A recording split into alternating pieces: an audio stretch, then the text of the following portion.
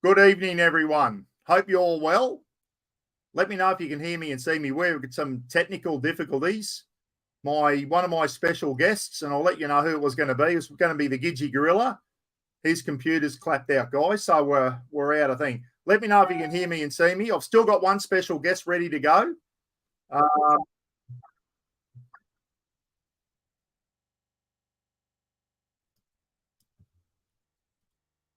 Righto. Hi, Buck. Loud and clear. Nags, thanks for that, mate. Thanks for that. Thanks for tuning in tonight. And we're about to bring in my special guest soon. I was going to have two special guests. The Gidgee Gorilla's computer has shit itself, guys. I could hear him, but he couldn't hear me, and he just couldn't get it sorted out. So just the way it is anyway. Listen, I'm going to bring in me special guest tonight. He was only on the other night. You probably know who it's going to be. Here he is. Mr. Caswell, welcome, mate. Thank you, mate. Thank you. It's glad to be here. It's a serious subject. It's a good subject, and I think it's one that definitely enticed me and brought all the girls to the yard. It did, mate, and it is going to be a serious one tonight, guys. I'll let you know for the people that are expecting a family-friendly camping type one. That's not tonight, guys. If you've got kids watching, it's probably not for them. It's not the subject for them.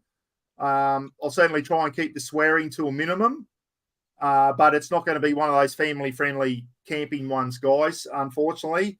As you can tell by the title, we're talking about juvenile crime in this country, and in particular, Queensland. We'll do a few shout-outs, Kaz, before we get into it, eh? There's a few new names here, mate, that I haven't seen before. Ivan and Lisa. G'day, Ivan and Lisa. I don't remember seeing that one before either. G'day, Lisa. G'day, Lisa. Is that one of your mob, Kaz? No, but my sister's name is Lisa. Camjag. Comjag. Yep. Comjag's one of yours. G'day, Comjag. Yeah. How are you? Welcome from Kaz's channel in the trenches. Gidgee's on the dry tonight, guys. That might be why his computer's not working. Gidgee wasn't having a beer. I'm having a sneaky one. Drowning me sorrows. Kaz lives out in Penrith, guys, but he's a Cowboy supporter. Tell you what, sad night, Kaz. I don't know. It was 26-0. I turned it off at halftime, mate. I couldn't watch anymore. That's the end of the Cowboy season, mate. And I can't see anyone beating Penrith, just quietly. I'm a Jonathan Thurston fan more than I am a Cowboys fan, and he doesn't play anymore. I'll support anything he does. Yeah, mate. Absolutely fantastic. And we'll probably get to a stage where we're going to be talking about the Indigenous community a bit later on, Kaz, in a serious light. And if only they had more bloody people to look up to like Jonathan Thurston, mate. What an absolute ambassador for the Indigenous community. Just an absolute champion. And they need more of him, mate. They need more of him. They need more people like Jonathan that the young Indigenous kids can look up to, mate, because he was an absolute champion. I don't care what anyone says. He was a wonderful football player, and he was a good role model off the field as well. Yeah. So we'll see how many we got on at the moment. I can't tell. I'm on StreamYard. I know, 75 there, up in the corner there it is. Yeah, as I said tonight, guys, we're going to talk about juvenile crime. And Kaz, I know you're down in New South Wales in Sydney, mate. Yeah. This topic in the last couple of years, but specifically this year, has just got out of control. It has gone out of control like a friggin' wild bushfire, mate. What is it? Something that still you hear on the news all the time down in Sydney? Because it's certainly hitting the headlines in all the Queensland news at the moment. I think it does, but I think the reason why it's hitting the headlines is not because of the atrocities that are done by these young scumbags. What's happening is it's because nothing is happening about it. Yeah. When there's people that are getting paid to keep this from occurring and allowing people to pay their tax and go to work, to be safe at night, to know that their car that they've worked hard for and probably paying it off, is safe. And then it happens. And then when they catch them, that's when people get angry. Everyone can deal with the justice system. What they can't deal with is injustice. by having poor parents or by having a failed judicial system. Exactly right, mate. And I'll tell you what, that thing you're holding in your hand, that could be the answer. About a bit of, as Jonesy said on Dad's Army, they don't lock it up in Mr. Mannering. Remember that? Old Jonesy? Give him the cold steel. Yeah, exactly right. If the enemy answers to aggression, maybe that's what it's going to be, a lesser level of aggression. Maybe just the return.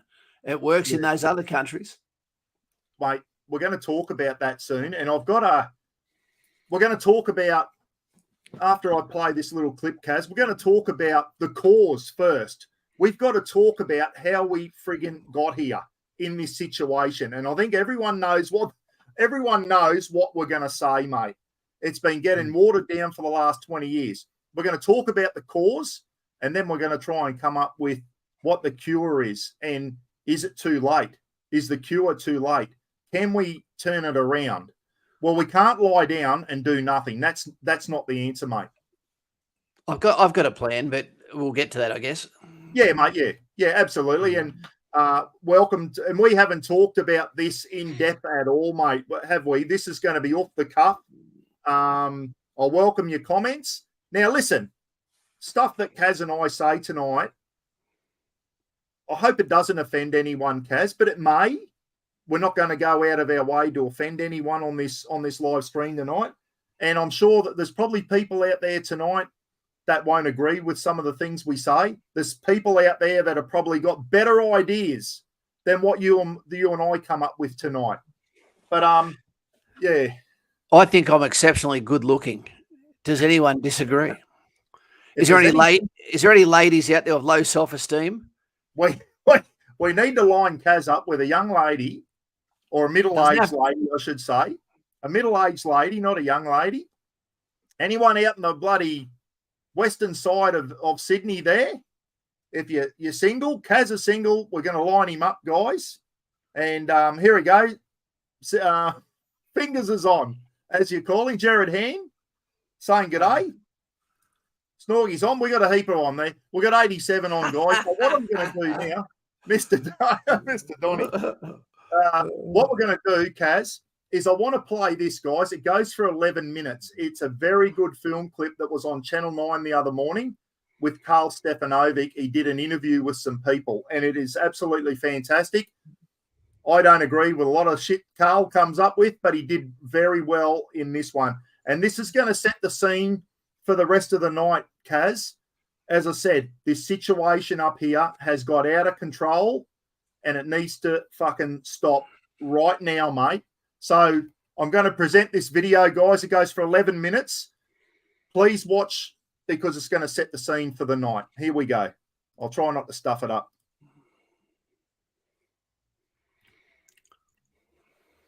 I've got to get the right. I've got about 8 clips up here, guys. Here we go. This is the one. I got it. Can you see that, Kaz? All right? Yep. All right. Is that the screen's large enough, mate? Yeah, it's fine. All right, mate. Here we go. This was on the Today Show. Oh, not that long ago, guys. And it's very good. There's a lot of different subjects in here, and we're going to touch on all of them. And we'll do some polls later on, guys. Stand by. You're going to get the chance to vote in some polls later on in the night. Youth crime in Queensland running rampant, concerns locals are taking matters into their own hands. An angry mob swarming a home in Rockhampton, searching for teens they believe broke into a home and stole car keys earlier this week. Police formed a blockade around the house while the vigilantes demanded justice. Today, Queensland reporter Mia Glover has the details. Mia, good morning. Locals across the state are now taking their own measures to protect themselves. First thing I want to say here, Kaz, people shouldn't have to take things into their own hands, should they, mate? Nope. If the system is failing everyone, and that's where this is going. They're going on about vigilantes and all that. Shouldn't have to get to that stage, because there's people out there not doing their job. We'll talk more about that later. Yep. Yeah, they certainly are, Sarah. Good morning again. And that includes local business owners like the one here on the Gold Coast. This is a local supermarket. It has been hit 8 times, can you believe it, by young criminals. I'm joined now by the owner, Duncan Harvey. Duncan, good morning again to you. What sort of measures have you done to try and protect yourself from young thieves, but also the financial costs? Just tell us about that. Yep. So measures, we've installed roller shutters, upgraded cameras, upgraded the alarm systems, and financial cost is always ongoing through what you've lost in stock and the cost of insurance. Can you give us a rough number of how much those 8 break-ins cost you, with also that security measures that you've been putting in? All up, it's over $50,000 I've been. That's a lot for a local business. It is a lot of money, yes. And you mentioned insurance premiums. They've gone up too. Yes, last renewal it went up about $3,000. I get one insurance company to insure me now. So, how are you going personally? Oh, you deal with it and then just move on. Can't let it get you down. He's putting on a brave face, this fella. Yep. I tell you, he's doing better than what I could have done. I would have fucking let loose. Have there been times though you wanted to bow out and say, "Yep, I'm over it"? Absolutely. It was probably the last 3 that we had in a row. I walked up and just went, I think I'm done. Yeah. All bugger. You just pick up the pieces. This is my retirement, so I just have to pick up the pieces and keep going. Yeah, it must be really tough though. Thank you so much for your time, Duncan. Really appreciate it.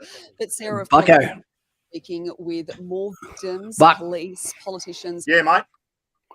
With that, people just see a guy in a convenience store. What they don't see is the 3 kids that are at home and his wife, that are all now being basically put in the background, that are going to suffer as a result. This guy is not crying for himself.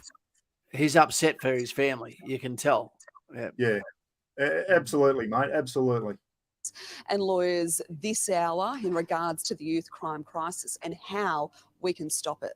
Yeah, that special report coming up shortly, Mia. Thank you. Well, fatal crashes, carjackings, home invasions and violent attacks on the street. They're the horrific crimes we hear about each and every week, all too often at the hands of kids and teenagers. We sat down with the heartbroken victims of these crimes, fed up frontline officers and politicians to discuss what needs to be done now to fix Australia's youth crime crisis. Today's the day I made £200,000. Yeah, well, get rid of that US dollar. Possibly one of. All in one room, united by cruel, callous crimes. Just wanted to thank you all for coming today. It is like a class photo, but it's a class photo you don't want to be in. That's what it feels like to me. They're all victims at the front there, everyone. And the people at the background there, from left to right, Jim Keogh was a superintendent in the Queensland Police. I think he's retired now. The Queensland opposition leader, Crucifili, or whatever his name is, the president of the police union, Ian Levers, and I think the guy on the end is a senior lawyer. And all the front people who have been, not just like me and Gidgee and that, I had my car stolen this year, guys, down in Townsville, and the Gidgee Gorilla's wife had her car stolen, and it was written off by people who broke into my mum's house and stole the keys to the cars, which were in the bedrooms, and basically stole 2 cars from mum's house. This only going back 3 or 4 months ago. So these victims in the front here are victims who have lost a son and a daughter, and victims to serious crimes. We're not talking about stolen cars now. We're talking about real serious stuff. And we need to do something. Each one of these victims in the front row robbed of a loved one or the ability to live without fear at the hands of children. A third teenager has been taken into custody in relation to the stabbing attack. 4 more teens charged with his murder. About the teenager allegedly responsible. And seeing the deaths of 3 innocent women last week, allegedly at the hands of a 13-year-old, emphasised their torment. Just brings it all up again. It just Absolutely brings everything back up. Kate Ledbetter and her partner Matthew Field were at the intersection when they were killed after an out-of-control 4-wheel drive ran a red light. Matthew's parents, Russell and Ann Field, lost a son, daughter-in-law, and their unborn grandchild, Miles, to a 17-year-old career criminal. Since then, there's been multiple 17-year-old career criminal. Guess where I was when I was 17, Kaz? In the fucking army, mate, doing something for me country. And these turds are running around stealing cars. I don't have the figures that others would have, but there's probably thousands of cars being stolen and multiple deaths. How many more mums need to go through what you've been through? Well, hopefully no more, but there will be more. There will be more. We're not the last, and like I say, we weren't the first, we're not the last. It'll continue on until something concrete is done. Ben Cannon helped his neighbour Todai Kefu take down allegedly armed teens in 2021. Todai Kefu, guys, played for the Wallabies. He was lock forward for the Wallabies back in the early 90s when the Wallabies were a good team. Now, Todai Kefu, a Wallaby, a tough man, and he bloody only just got away with his life when they broke into his house where his family was sleeping with knives. In the early hours of this morning, 3 juveniles armed with a knife, axe and machete broke into the Kefu family home in Coorparoo. You know, I still smell things. I still smell the guy that I caught. I still smell blood. There was so much blood in the house that you couldn't. You had to go through it to get to them, and trying to carry them out through it. And yeah, I wasn't going to do this. So yeah, that's probably the bit that. Yeah, that's probably the bit. Yeah. The point is that you're still living with it. Yeah, right. It doesn't go away, and so that's the stuff that is deeply hurting when you hear politicians say, or our state leaders say, things like this week, you're never going to fix youth crime. You'll remember the screams of Alicia Cannabis. A 14-year-old's been arrested over the attempted carjacking of a soccer star live on national radio. That has been one of the hardest things to get over, is that my fear. She was doing a live interview on radio when they carjacked her.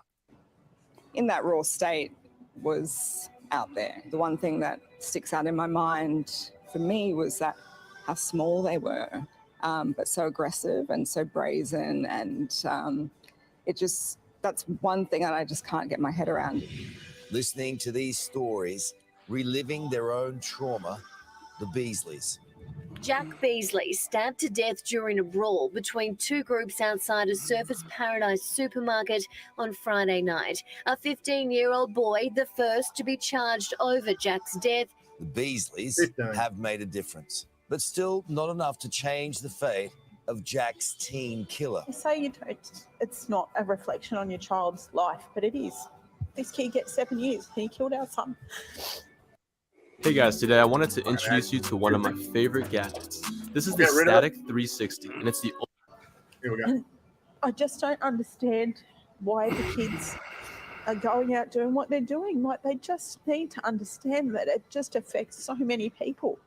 So many people, like police, the first responders, like your ambulance people.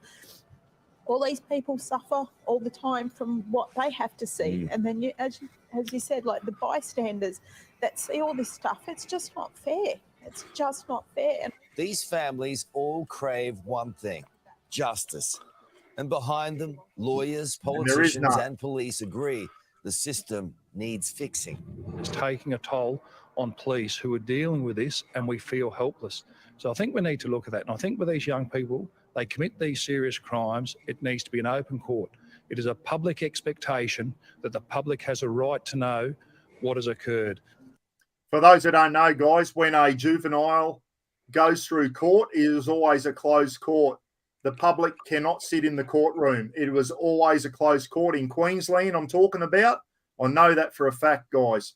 So the families of the victims cannot go into court and see what is said. It's a closed court because they're juveniles, and Ian Levers is calling for an open court. Jim, you've been a copper for how long? 38 years. Is it worse now than it's ever been? Oh, yeah. But there's always been elements of problems. You know, I go back to the whiskey go-go, then you go to the bikies, and now you're besieged with youth crime. Of course, the removal of the bail laws is one of the catalysts for the problem. The genie is out of the bottle.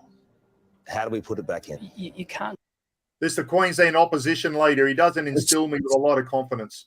As soon as you say can't or won't, your job's gone. You're done. You just told me you can't do it. There'll be someone who can. You just said you can't. See you later on your bike. Yeah, exactly right, Kaz. Defeatist attitude right from the start. Say that it's too late and you can't give up. I know I am the opposition leader and people expect me just to criticise, but I've also got to give hope because I've met every one of these people and their stories are real. Former director of the Australian Law Council, criminal lawyer Bill Potts, knows the judicial system more than most. I think the perception is that the judiciary lacks real teeth, that it goes soft. And it's a perception that's hard to argue with. It is. Being real. It is hard to argue with, and I'll attempt to do so.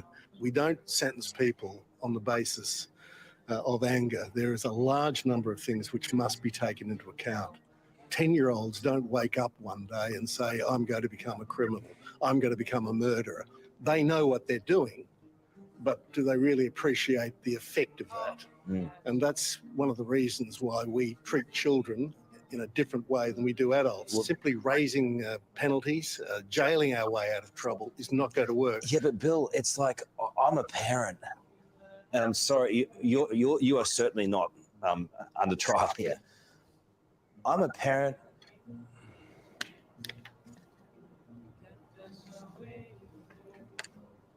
You don't want to be sitting where we are. And if I saw it and it happened to my kid, I'd want that whoever it was locked up forever. At best. Yeah. And Carl hasn't even been affected by this. He's just thinking about how bad it could be. What about the poor people that in the front row there that have actually lost a loved one because of these birds? How much anger must be inside them? I don't see these people being looked after at all by the law. No, I agree. And that's the number of the issues. Victims are almost completely ignored. So how do key players think youth crime? I think that's Tofty, everyone, fighting those kids in his underpants. I think that's Tofty Toft. He loved running around his underpants. He's got nothing left. Are they trying to take his pants as well? No, he's come out. I think I saw this on the news. He's come out of the house in his undies and fought him. And he's gone. It looks like they're trying to steal his G-string. Should be stopped. Rewrite the Youth Justice Act and make consequences for actions and put the rights of the victims ahead of the rights of the offenders. Unshackle the... Remember that. If he becomes Queensland Premier, let's see if he backs up what he's just said, everyone. Judiciary. And that starts with removing this rubbish about detention being a last resort. Kids need to be educated on the ramifications of what can happen if they choose to carry a knife. Like when we go out to schools and we speak to them, like they need to understand that impact. And when they see that impact, it is sending some signals back home to say, well, I shouldn't be carrying a knife. If the kids know that third chance, fourth chance, you come with me, they go somewhere with one-on-one, an expert or return serviceman. It may help both parties out in that. What he just said then, we're going to touch on that later, Kaz. He said return serviceman, and I've got a solution. And in a sense, teach them right from wrong. Teach them how to do a resume. Teach them how to get a job. Teach them a trade. And at the end of the day, in 2, 3, 5 years' time, they come out a better person. Something that should be done by their parents, which we'll talk about soon. Other solutions, divisive. Some families shouldn't be left in charge of a house brick, let alone a child. They're incapable of doing anything. If they can't look after a child, they need to be taken away and put in good care. That's one thing. And I'm going to go a step further. I want the Commonwealth to come in, look at their service, but let's take away welfare. The government's there to protect the community. I want to remind me to talk about that later too, Kaz. The taking away of welfare. Let's see if that sparks some families up when their kids are out on the street out of control and they go to get paid the next fortnight and they say, you ain't getting paid your bloody welfare because your kids have been out bloody breaking the law. It just isn't happening. Until their voices are heard and change is embraced, they all agree they'll keep fighting. All right, so there it is. We did invite the Queensland Premier, Police Minister, Attorney General and Youth Justice Minister to our Youth Crime Forum, but all rejected. Funny that. They invited the opposition and the Youth Justice thing. None of them came on. weak as piss. Pardon me, how often the lawmakers unable to hear from those they've failed. It's now, we think, over to the government to do something about it. Really powerful stuff there. Yeah, I just yeah. I mean, it's emotional to hear it from the sideline. Yeah. When you see the pain, when you see what they go through, and they don't feel like they're seeing any kind of justice. The grief, the frustration, it's not going anywhere. It's not. It's not. That's the thing. Solutions need to be found. This is Today on 9, and we'll be back right after this. Man, that was hard hitting. I It was, really mate. enjoyed seeing Carl get affected like that and become human, you know? Yeah. Carl, a bit of a child at times, I find, but when he does a serious interview, he's very good at them, very good at them. And that gives you a bit of an insight of what we're going to be talking about tonight, everyone. One thing we need to discuss firstly, Kaz, and this is where I'll probably put a poll up soon. There's a saying, Kaz, you reap what you sow. You heard that saying? Well, we've reaped what we have sown for the last 20 or so years. And we've got soft, we've dropped the ball, and now we're all fucking paying for it, mate. Over to you. What are your thoughts? Where'd we go wrong? Did it happen in the last 2 years, or did it happen 20 years ago? I'll tell you where we went wrong. And it all comes down to one word, and that's fear. And I'm telling you now, this would not be a problem if it was only one fact that I'm about to explain, and that's if they were white kids that were doing the damage. People are so scared of addressing and being slammed by the left and social justice groups and being compared to past events that they honestly, it's almost racism, the fact they're not willing to save these kids and understand the problem comes from upriver of the children. It's the parents. Shit parents that should lose their children. Take the kids away, give them a chance to survive, you know, before it gets to that. You know, you can't just blame the child when he's never had any guidance. That's not I'm not making excuses once they start making crimes. But this is people have to deal with. This is not a racism problem. This is a youth problem, but it's an upriver problem of before the youth get there. We can't just blame the crime. We've got to blame the negligence before it got Which to is that. what Ian Levers, the president of the Queensland Police Union, said. Some people shouldn't be left in charge of a house brick. We're letting them have their kids. And I've seen it as a copper, Kaz, and as a correctional officer. And a lot of people say, where are their parents? Well, in Cairns and Townsville and Mount Isa and that, I'll tell you where their fucking parents are, in the big house. They're frigging in jail, a lot of them. So what hope have the kids got, Kaz? Yeah. And you've addressed it there, mate. We addressed the elephant in the room, and I certainly don't want this to go where we just look like two racist white pricks having a go at black people. That is the furthest from the truth. You and me are probably two guys that love seeing young Indigenous lads do well for themselves, mate, become good sportsmen, do well at school, go out and get a job. But I tell you now, mate, in Townsville and Cairns and Mount Isa and Rockhampton, it's the young Indigenous kids are fucking out of control. And there's nobody until, and as you said, until a politician or senior police or someone like that stands up and addresses the problem and is game to call them out and call it as it is, and without the fear of being called a white racist or whatever, then we're never going to get anywhere, mate. And as you said, it's almost racism that we're burying our head in the sand and letting these kids go down the path they're going down because our inaction is almost racism, isn't it? As you said, I agree with you, mate. People, if we didn't talk about that, and I was watching this tonight, and we didn't address that, then I'd suspect that you and I are gutless as well for not actually speaking about the root cause of where this lies. Yeah, you know? I know it's a touchy subject, Kaz, and if you call out Indigenous people, now, don't get me wrong, there's a fucking lot of white kids out there that are doing this shit down in Brisbane and the Gold Coast and that. It's not the Indigenous kids down there, but I know for a fact Townsville is out of control. 2 cars got stolen. They came into my mum's house and friggin' got into the bedrooms when mum and Gidgey's wife were sleeping and bloody stole the keys and took 2 cars. Only a week ago, Kaz, they tried to carjack a guy in Townsville.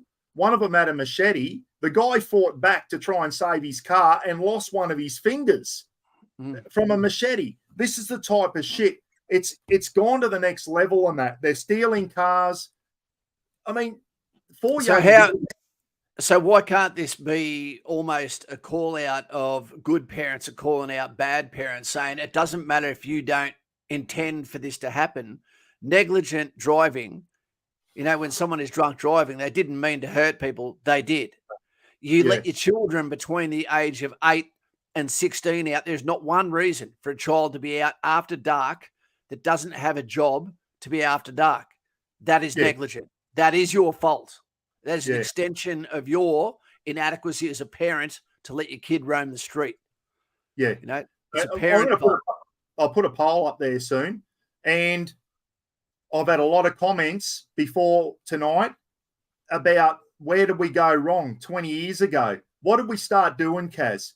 Our parents were the power for our parents to discipline us, like you and me got disciplined if we stuffed up, got taken away from our parents. School teachers can't give the cuts anymore. If they discipline a kid, they're tap dancing for their job, mate.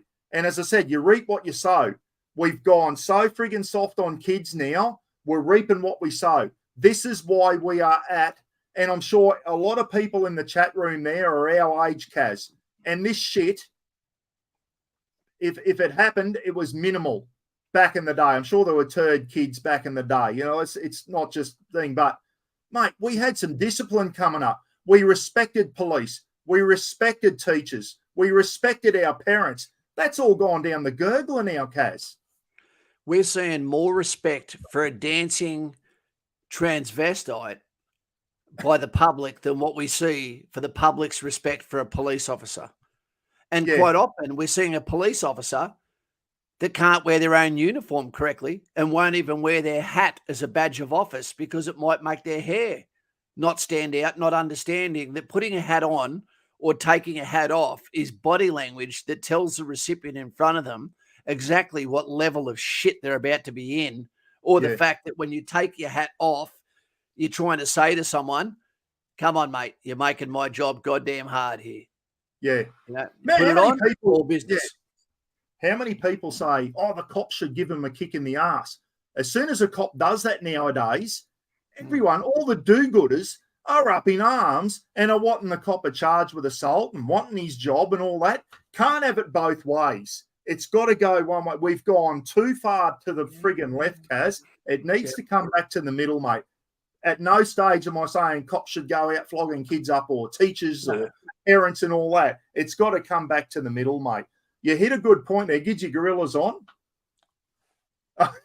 Pretty stuff. 16. I took it. I may have taken Dad's car for a little, the XY Falcon for a little test drive around the block. Well, we won't go there, Gidgey. Thanks for bringing that up and reminding everyone. Yeah, I did go for a bit of a joyride in Dad's car just to see how the old XY Falcon went. Thank God nothing went wrong there. Thank God nothing went wrong. But a good point there, Kaz. Now, the age of criminal responsibility in Queensland is 10 years old. If a 9-year-old murders someone, guys, he's not criminally responsible. The age of criminal responsibility is 10, and up to 14, it's up to the police to prove that 13-year-old that committed the offence knew that what he was doing was wrong. Do you know that recently the friggin' do-gooders and the Labor government, and I'll drop this is not the first time you're going to hear me have a go against the current Queensland government at the moment, they wanted to up the age of criminal responsibility to 14, which means these 13-year-old kids who are stealing cars and killing people are not criminally responsible. They tried to do that not long ago, and thank God it didn't get over the line, Kaz. Imagine 13-year-olds. 13-year-olds and 12-year-olds know when they're doing the wrong thing, mate. Do you know what will change all that around is if our prison system is privatised then all of a sudden they'll want prisoners and the age will actually go down. Well, yeah. Who knows? Who knows? It's You said something else too. It's all about money. If a 13-year-old kid's out at night and the police pull them over, and I mean, now I'm not talking about 13-year-old kids that are outside their parents' home, no, playing with a ball on the road. I'm talking about 13 and 14-year-old kids that are roaming around in town with no adult supervision and have got no real reason to be out there except that they're getting up to no good. Should there be a curfew, Kaz? And you touched on that just before. I'm going to put a poll up, mate. I've got a few things here, and I don't want to get ahead of me skis here because I'm not sure how you're going to go about this tonight. But a curfew should be basically with a luxury time of half an hour after the sun has fallen. Yeah. That you basically got when the purge begins, half an hour after dark to get the hell inside, and that would actually be for goddamn weak parents. You're doing them a favor. You're putting some power back in. So they're saying the law says you have to do that. Not I'm saying it. If they've already got no respect from their children, from their little gangsters.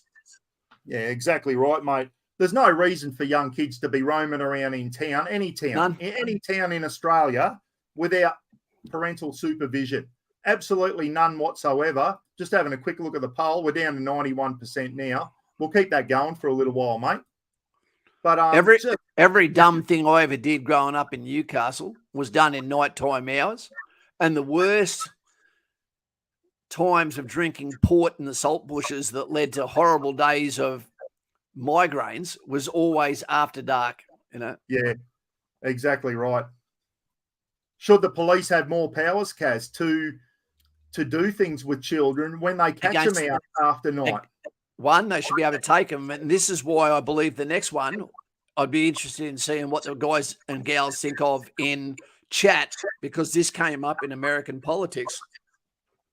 Everyone from their first high school year, or maybe ever, should have an ID card, an Australian ID card that says who they are, who they legitimately are. So that if we see a child that's been abandoned, so that if we see a child in distress, the police can come up and say, show me your card, mate, and find out actually who they are. And when police are involved, and there should be, I believe, some truant officers and other people that get around during the day, like liaison cop that go up and go, you come here, no reason to be in Westfield. And there should be directions from all shopping centres. There are no kids allowed in their shopping centre during school allocated timings unless they have permission. Or unless they're with their parent or whatever. Yeah. And that includes McDonald's. Yeah. Yep. I agree, mate. If they're in Macca's at lunchtime in their school uniform, you can probably say, oh, yeah. Well, a cop can then record the curfew. I mean, not the curfew, the ID card, that we've got 32 strikes on this card. We've got a problem. There you go.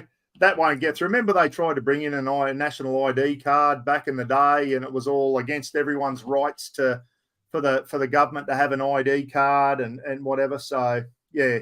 You've only got to ask, who are they trying to protect when they say no? I have a theory that we are reaping what we have sown from the child payment scheme past. When my daughter was born, lady in the same hospitals was up someone on where her money was. Okay, yeah, I know, Jared. Kids that are stuffing up, Kaz, and continually getting in trouble. Should there be the power for the government to do some inquiries on their parents? And if the parents aren't bloody being parents, then they start losing their Centrelink payments, mate. Maybe that'll bloody... Is that an option? No. No? It's not an option. Because the one thing that we have as an advantage to take away excuse for piece of shit parents is that they're getting payments. They have no excuse for the behavior of themselves or their children when they're on payments. As soon as you take those payments away, then all of a sudden they can use, we're in survival mode as an excuse for everything they do after that. Yeah. You've got to give them the ability to be able to feed themselves and to be able to house themselves, and that takes away their excuses. Okay, Terry said no. If we did that, there'd be more crime. Yep. Quite possibly there will be. What, Quite Bucko? possibly. We have a thing called civilization. For civilization to occur, you need a corporate IQ level of over, I think it's 100. What do we call someone? It doesn't matter who they are, what gender, what religion, what their culture is, whatever. What do you call someone who can't live amongst society, and be able to obey the laws of the land and treat others the way you want to be treated yourself? We call them a savage. And as soon as you were deemed as a savage, you were dangerous for the tribe, and you get ostracized. Ostracized means either moved to somewhere else or imprisoned.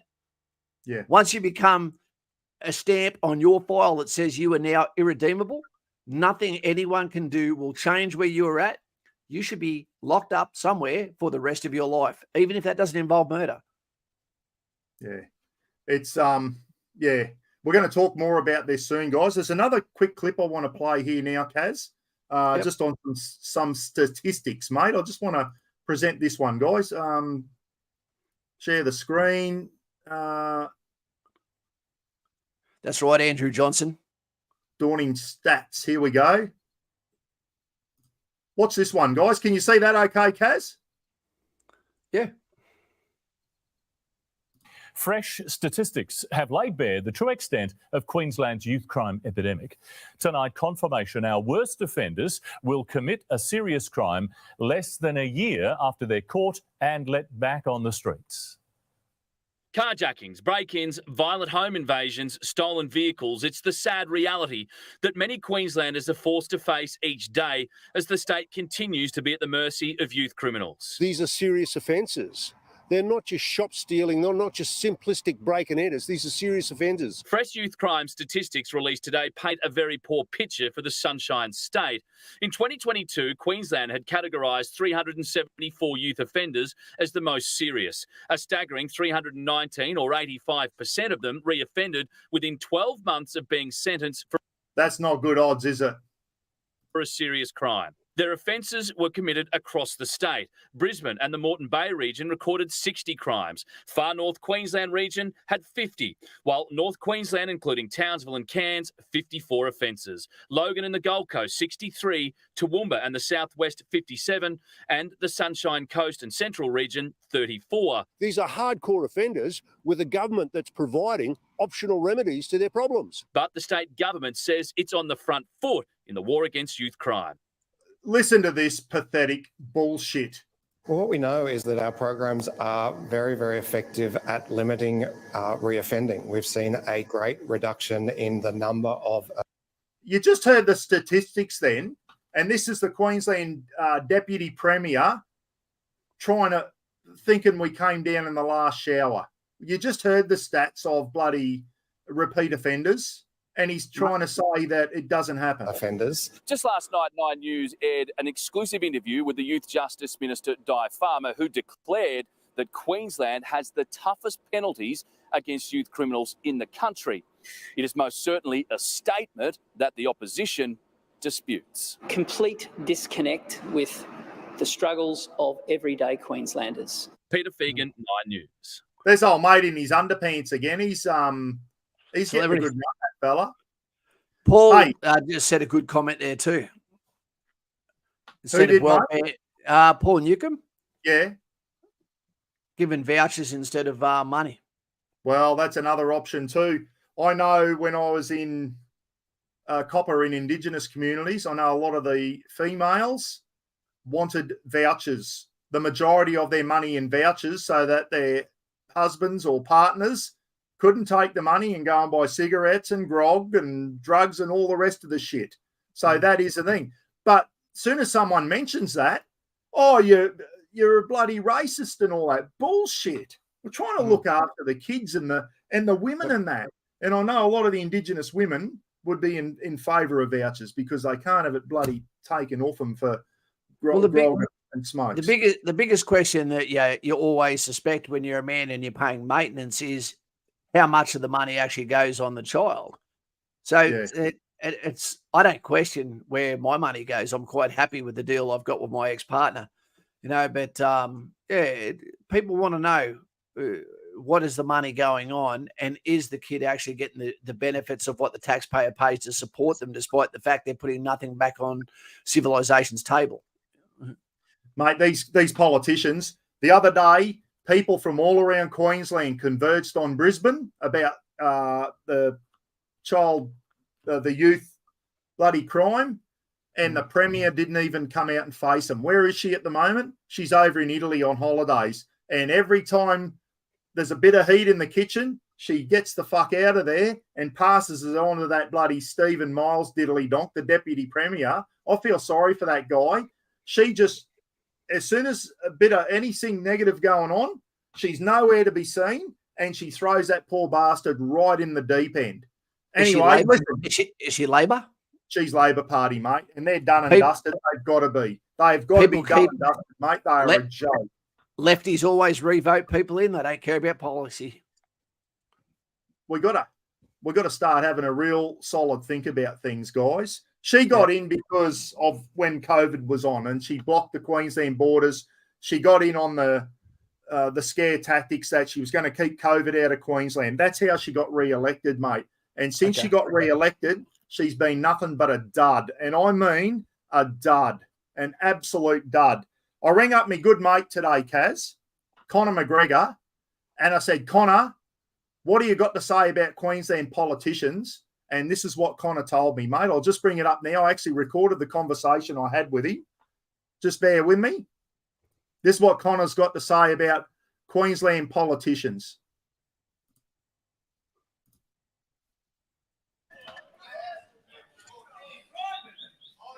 Shut your fucking mouth, you'll do nothing. You'll do fucking nothing. Not one of you will do nothing. Get the fuck out of here. Get the fuck out of here. That's what Conor reckons of the Queensland government. You do fucking nothing. And that's exactly what they'll do, mate. These politicians, they do nothing. Absolutely nothing. Do you remember... Sorry. Go, mate. Do you remember Darwin actually had this 3-strike rule, and it was so effective they got rid of it? Well, because it worked. It worked.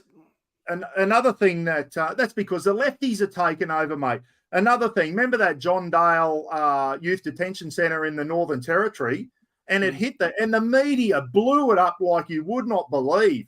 How dare you treat a child like this? It was a 15-year-old turd who'd been spitting in the faces of the youth workers at the Juvenile Detention Centre in Darwin, and the media's they had him restrained in a chair with a spit hood over his face, which is standard procedure in any detention centre or prison, and now they can't put a spit hood.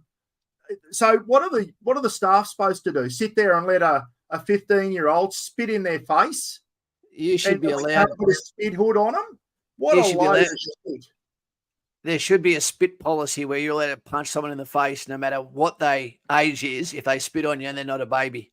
You know? Well, in the Queensland Police, we were taught at the academy, someone spits in their face, give them the best shot straight away, straight into their face, the best left you got, straight on their face. Probably wouldn't go well with a juvenile, but I'm going back a few years now, mate, and I saw that happen. I saw a few people get decked for spitting in police officers' faces. And just because they're 15 years old doesn't mean that they're entitled to go around spitting in people's faces. Absolutely disgusting, mate. Absolutely disgusting. So what are we going to do about it, Kaz? What are we going to do about it? I'm just going to go to that first poll, mate, to see how we ended up there. Awesome. Let's have a look at the poll. I'm going to bring up the poll.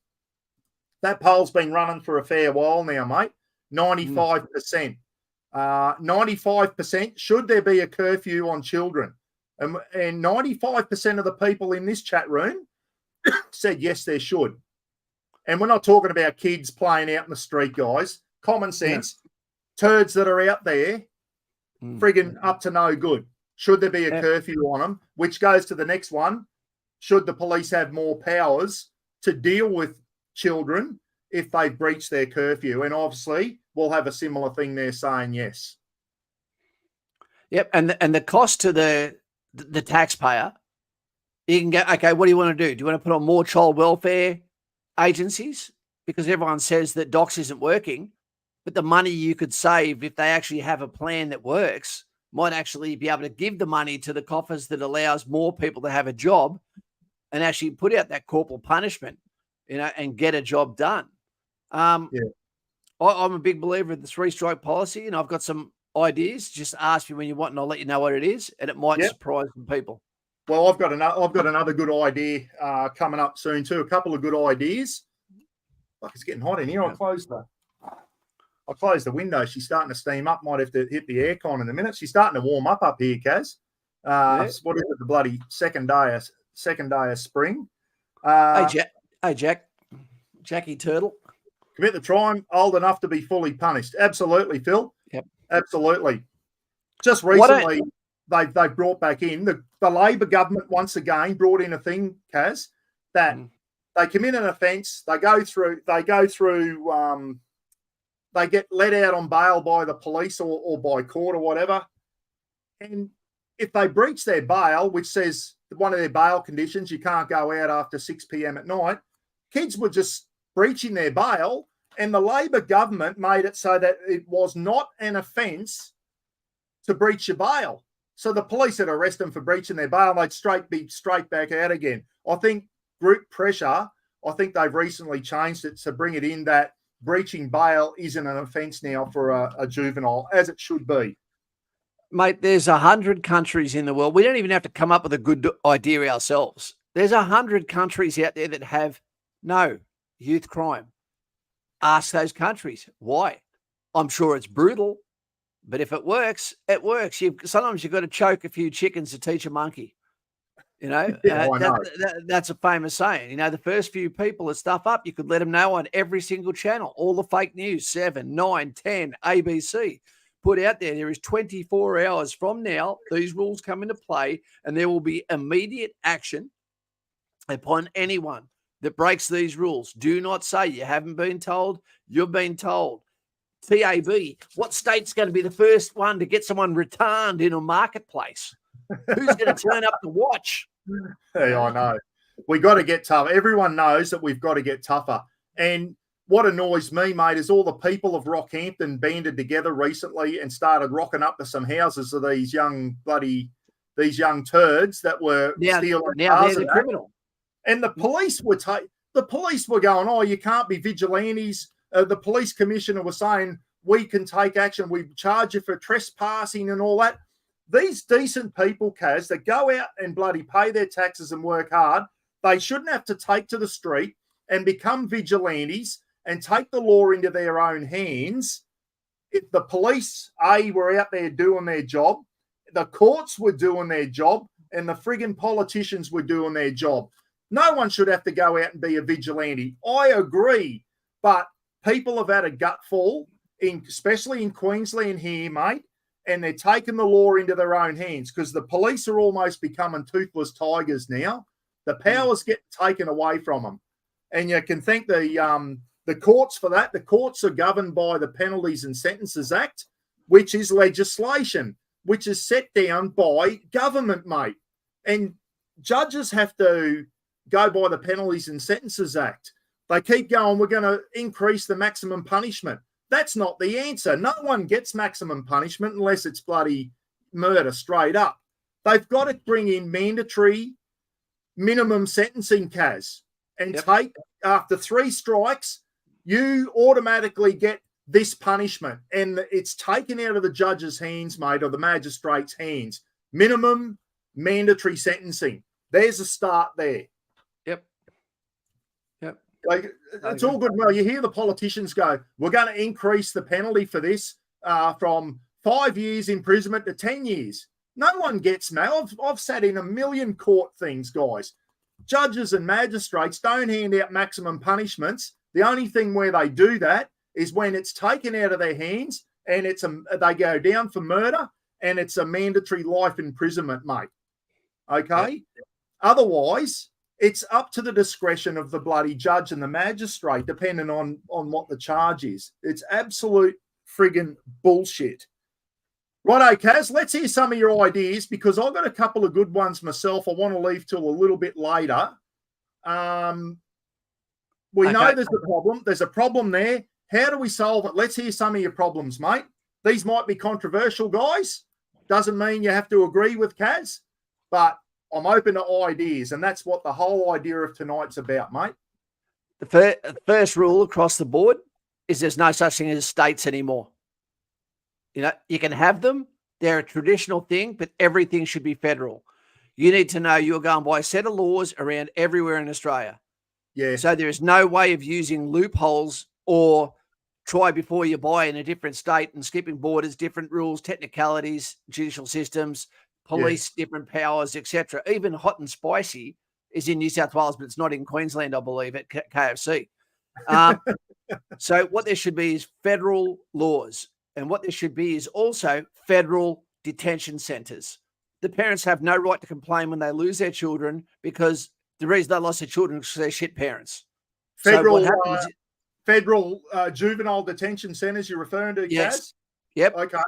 But it's not what people think it is because there'll be a dual arm that says irredeemable. Once you're irredeemable, you're going to a separate prison, regardless of age, forever.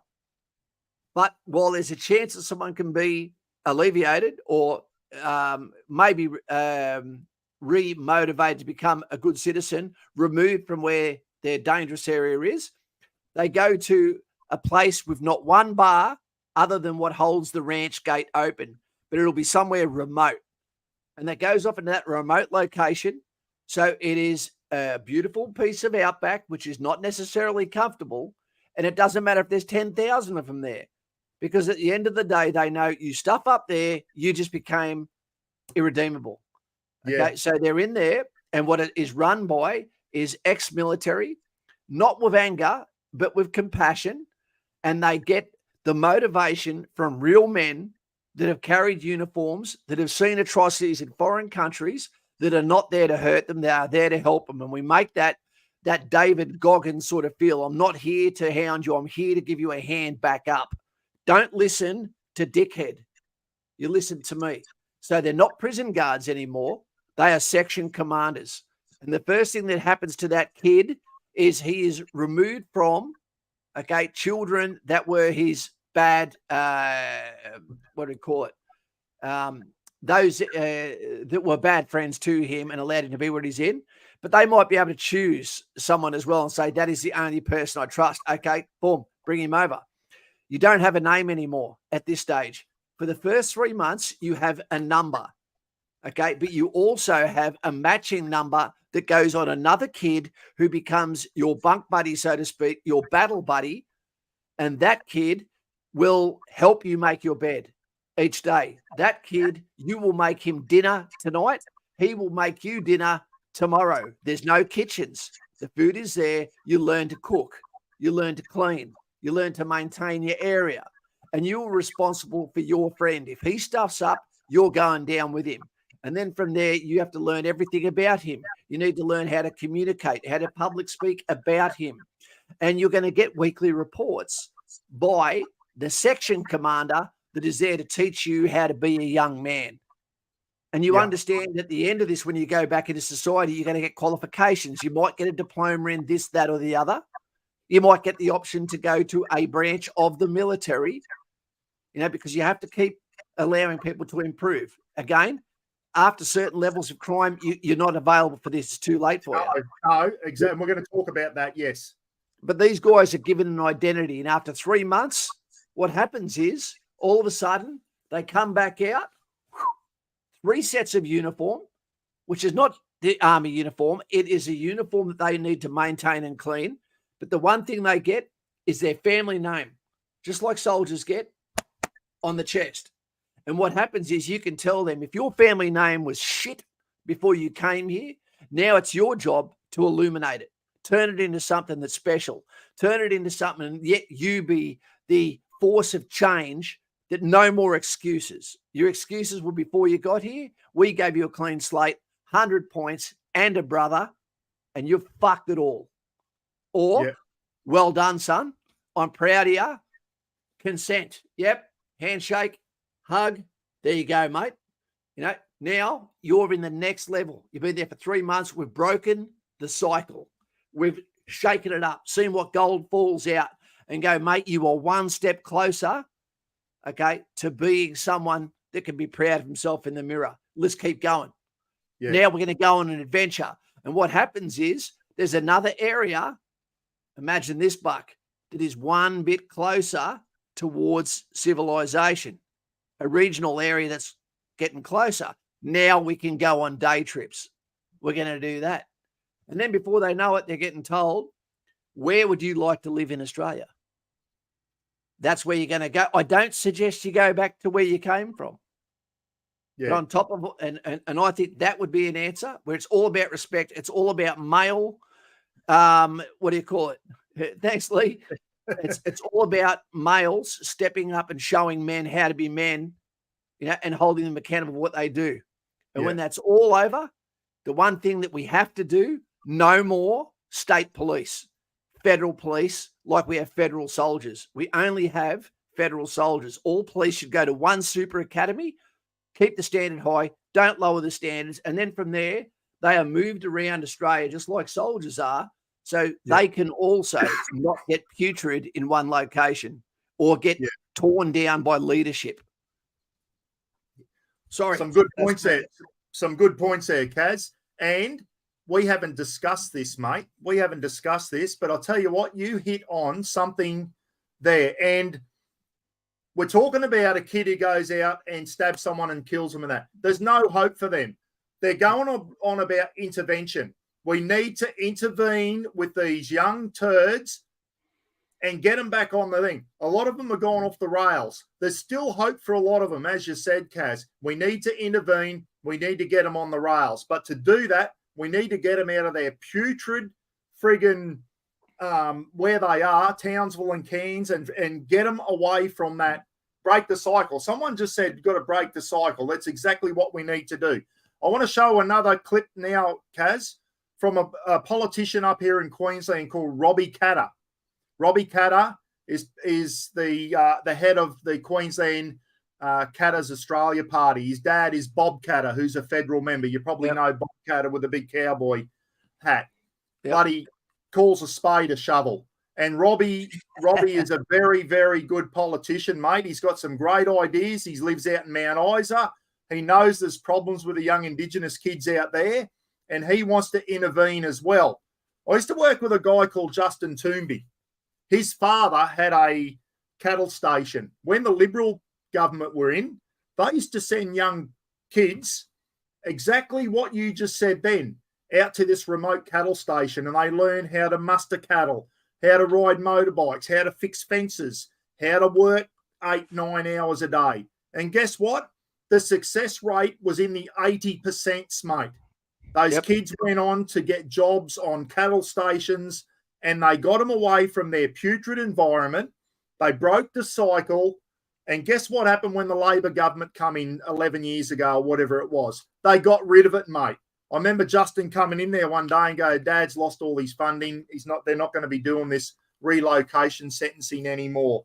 And this is exactly what Robbie Katter is pushing for to the Labor government, and no one is listening to him, mate. This guy, as far as I'm concerned, should be the Premier of Queensland. He won't be because he's from a minority group. It's going to be either some Labor Party or this crucifuli from the LNP. Robbie Katter's a smart cookie, mate, and he sticks up for the average guy. Want to show you what Robbie has to say about, and it's exactly what the lines you were talking about, mate.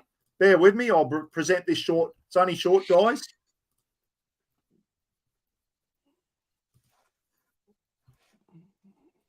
Here we go. More now on the fresh calls this morning from... Oh, come on. Didn't even start as a bloody ad.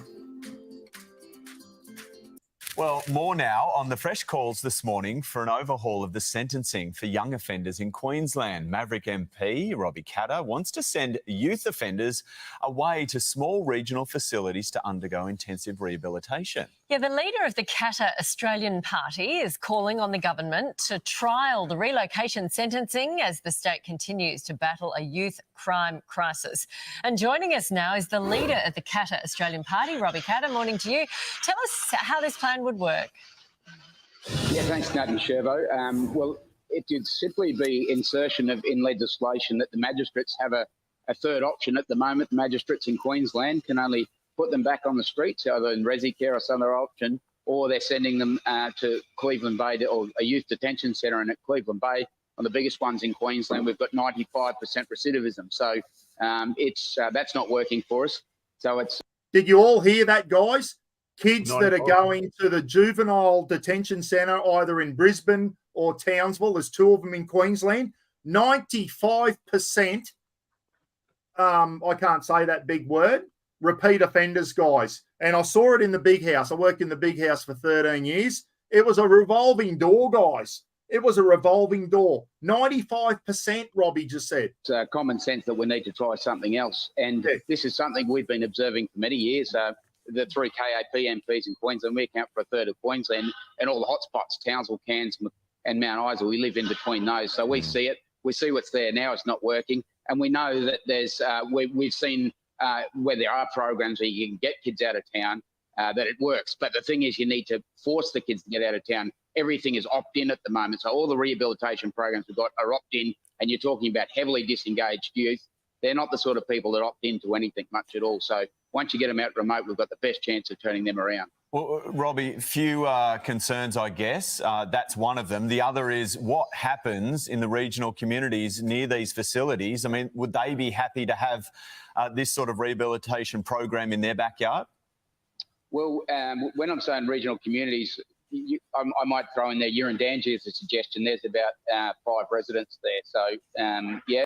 Urandangi's in the middle of fucking nowhere, guys. You might sort of upset one or two, but I mean, they don't even need to be in a town. It can.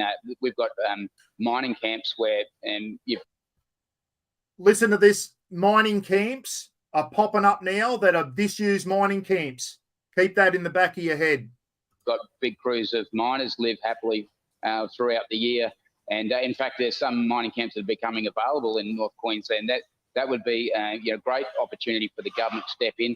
And we've actually got one of these sort of camps happening that's run by an Indigenous group in Northwest where I am, that's turned into an adult training facility. So it's not even that groundbreaking, to be honest, what we're suggesting. It's just a very practical solution. And it's the best platform to start to rehabilitate these kids. Even on those rare glimpses that we've had to interview these kids, if you scour through the papers, the kids themselves are saying, look, probably the best thing you could do for me is get me out of my environment and out bush somewhere. That's sad. Yeah, even the kids know a lot of the times. They're just hanging around with the wrong crowd. They know that their only hope is to get away. The platform we can start to turn these kids around. So whether you're someone that's seeking justice for these kids and a consequence, sending the bush is a consequence. It's a lot better than 150 they all aggregate in Cleveland Bay to youth detention centre and they mix with their cousins and friends. Yeah. But if you send them and break them up to groups of 30, you put them break them up. Yeah, just quickly, Robbie, what's the government say? They say there's no evidence for this.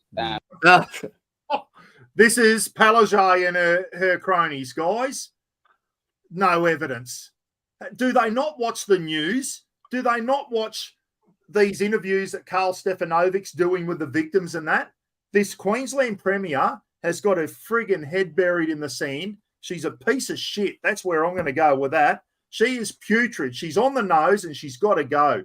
She's got to go. With euphemism for never trying anything new. So we can look forward to exactly the same soaring crime rates in Queensland to continue if we try nothing new. That's been their response for the last few years. So we've got a formal policy document now that we'll ask them to support, and hopefully we can work together on this. I hope Robbie gets along across the line on this relocation sentencing. He's very passionate about it. I like him. He's a good young politician, this fella. He's a little bit more sensible. His dad's mad.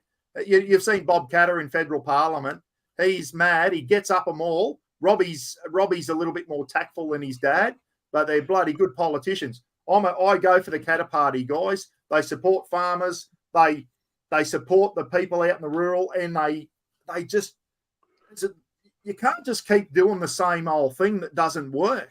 You've got to try something new. Robbie's given him a third option, Kaz, and it's exactly what you were talking about.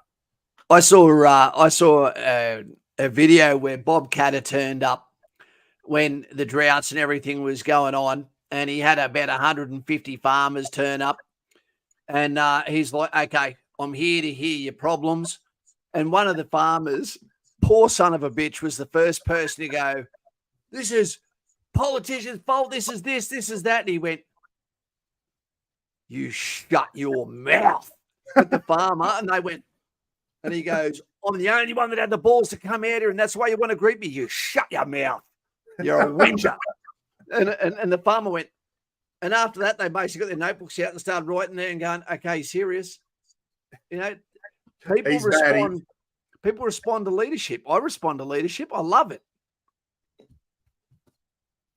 I love it. And I don't know any leaders in Australia. I know all your American ones, and I know the ones that aren't American and that aren't leaders, but I don't know any in Australia. I don't see it. And as soon as one shows their face, they get stamped on. Another poll coming up, Kaz. Is relocation sentencing a good idea? Yes or no? What do you think, guys? Have your say there.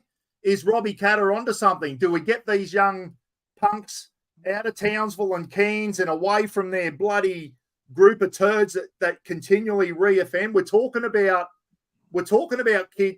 not kids that are doing these real serious stabbing people and that. They're too far gone. We're talking about these kids that are breaking into homes, stealing cars, doing that type of stuff. Kids that have still got a chance to be directed in a different direction. That's what we're talking about. We'll let that poll go for a little bit, Kaz. Because the thing is, everyone that you rehabilitate might get a job too. So it's not like you're just getting the tax money back from having him in the big house.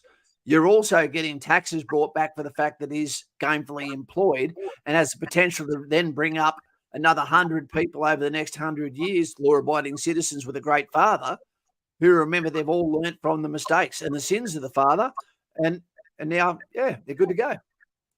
Gary Pye. I've heard it called a Palachuk. Hey, Palajay or whatever it is. Gary Pye, Pallet Jack.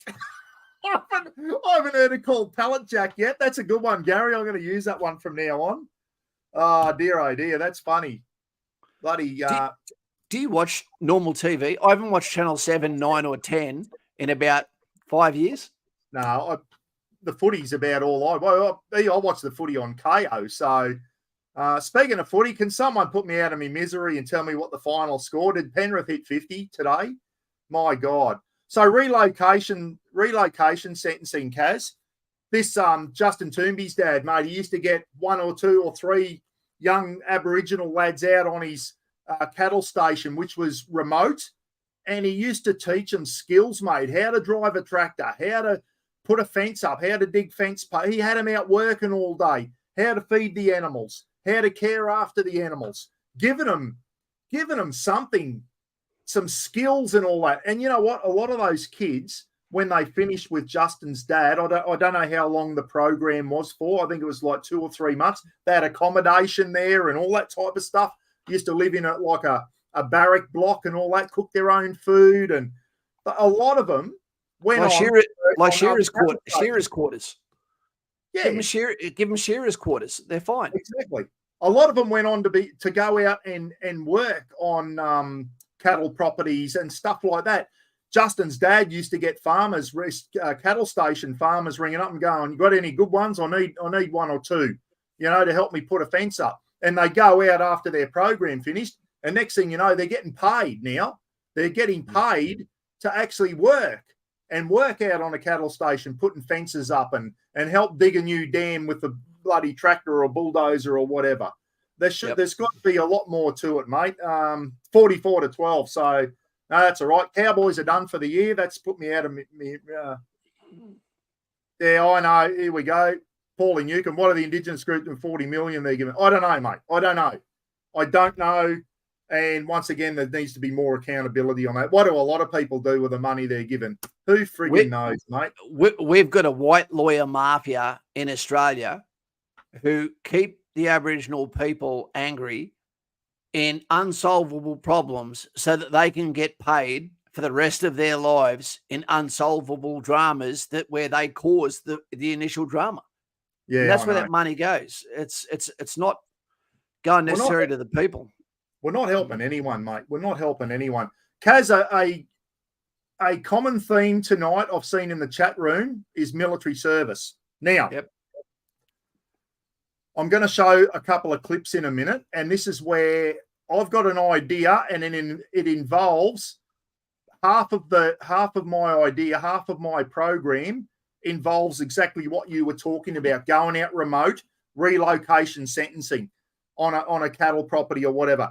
That is going to be the second half of it. What we need to do is discipline these guys. You can't just get these kids. A lot of them are too young. Can't just throw them straight in the military, Kaz. That isn't going to work. I'll let you tell us why. One, they're too young. And probably another one is the military just doesn't want all the shit thrown at them. There needs to be some stages before that happens. And I'm going to get to that. I'm going to turn the aircon on, mate. Yep. Why can't we just get these punks and throw them straight in the army? Well, one, I don't want to work beside him. No soldier wants to work beside him. You can't trust him with weapons. You know, guys and girls, when you're dealing with someone that doesn't have morale, who doesn't want to be there, you know, they become a morale vampire, someone where the danger is on the inside. We've already got enough trouble with Australian leadership at the moment, which is against its own soldiers, where they can put things of your soldier, your son, your daughter on Facebook, but your kid is not allowed to put themselves on Facebook with you on their graduation day. But I'm not going to be about this unsolvable problem yelling at a child. It's not what I want to do. I want to help the kid, but in some ways they need to be able to be assisted in a way where there's shock of capture. So when they turn up, it's bam. Initially, you've got to break that cycle. You've got to say, I'm the biggest guy on the block now. But there has to also be a sense of teeth that he knows that you're just not going to yell at him. There is a chance that his life is about to get a hell of a lot worse really quick, and he has a sense of power over that until he learns. Now, my whole job would be for the first few weeks, I'm not going to be a friend of him. You got to break that cycle. You got to treat them as a tribe where they start to look to each other for help, and you need to keep them working for every minute of the daylight hour. So he craves food, he craves sleep, and every moment you give them an opportunity, they're going to find a place to lay down and go to sleep. So they understand what a hard day's work is, what a simple meal tastes like, and what it feels like to have a good night's sleep, and then wake up the next day going, oh, here we go again. All of a sudden, 2 weeks is over, and they're seeing a graduation from a portion where they're moving into something else, where they haven't even realized, like the elephant with the chain around its leg replaced with a piece of string, that they're actually starting to comply with orders that are given to them to teach them structure, you know, and self-respect. You know, I think that's what we could do, but it has to be an age where you're capable of taking that. And that's the whole reason why they used to have boys' schools. Yeah. Was for that matter. Mate, I've got an idea, and I'm going to show a couple of clips, and then I'm going to tell you what my idea is, and it involves taking children away. This isn't a voluntary thing. This is they go to court, and if it's a serious offence, they have to go to youth detention centre. Before I forget to say it, youth detention centres, Kaz, need to be a horrible place to be, mate. And at the moment, they are friggin' holiday camps. I was only yesterday talking to a mate's wife. I met for a coffee. His wife was there. She's a youth. She works at a youth detention centre. And I was almost vomiting in my own mouth at what they cannot do to these turds that have been locked up in Cleveland Youth Detention Centre now, and also the one in Brisbane. Things like they can't take their TV off them. They can't turn the power off in their cell if they're misbehaving. They can only lock them down for a maximum of 45 minutes in their cell, even if they've just assaulted staff or spat in their face. It is bullshit. They got Xboxes. They got everything in there, mate.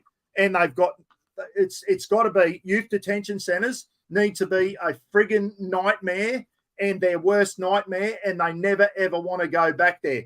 While our youth detention centres are being run by friggin' lefties and do-gooders and bloody tree huggers, that we're not going to solve this problem, mate. Youth detention centres need to be fucking brutal, and I mean brutal. My other idea here is for those kids that have still got some hope. They go to court and the magistrate sentences them to 6 months of Mr. Buckarooney's punishment, whatever that may be. The first 3 months involve going to one of these remote campsites or whatever, these closed down mine sites that has been converted into something similar to national service, Kaz. The Poms trialled it on TV, and I'm going to show you a couple. They got all these young 18 to 24-year-old bloody soccer thugs, no-hopers, people that have been breaking the law and that, and they said, do you think you can handle not basic training, national service, 1950 style? And all these kids on this thing, when I say kids, young men, signed up to it. All right? They signed up to this. Yep. My proposal is they get sent there. And this is what they're greeted with. JT in comments. Okay, he is all over this, and he's from New Zealand. And in New Zealand, there he is. And in New Zealand, they did this, and he has had conversations with me, and I've seen it with exchanges I've done with the New Zealand Infantry Regiment at the 2nd 1st Battalion in the South Island, and they had a lot of success with it. You know? Yeah, I wish if I knew the Gidgey's bloody computer wasn't working, we could have had him on. But anyway, they did this trial thing. This is not set up, guys. This is a TV show. Yes, nothing was scripted. You got the young turds, and they were basically told that you're in there to go through national service. A lot of these instructors here are ex-military, Kaz. They're not in the military. They're ex-RSMs and ex-company sergeant majors. Some of them have probably been Falklands veterans, been to the Falklands War and that. This is where we tap into our veterans' experience and ex-military. Guys like you, Kaz, and other guys that are getting out of the army, where we can use our experience, our life experience. But when they first go there, mate, you've got to break them down. The first 4 to 6 weeks have got to be brutal. You break them down to nothing. It includes getting their hair cut, number none, and all that. And then you break them down to nothing. You build them up, mate. And they go out after 3 months of this national service with a bit of pride. Exactly what you're talking about. Then they start the second part of their sentence, and they go and do relocation training on a bloody cattle station or whatever, and then learn some skills. But their first 3 months is basically going through a national service type thing and have been under the control of ex-military guys. And I'm going to give you a bit of an idea of what that would be like, their 3 months, their first 3 months of their sentence. Remember, this isn't a volunteer thing. They've been instructed to do this. An old mine site, you've got veterans, ex-military people, ex-police that are being employed. You've got ex-army cooks. You've got a field kitchen running. You've got a medical centre. You've got it all. And not army cooks. They can't run away. They've got nowhere to go. You'd have guards on, sentries on during the night anyway, patrolling around in vehicles in case someone did a runner.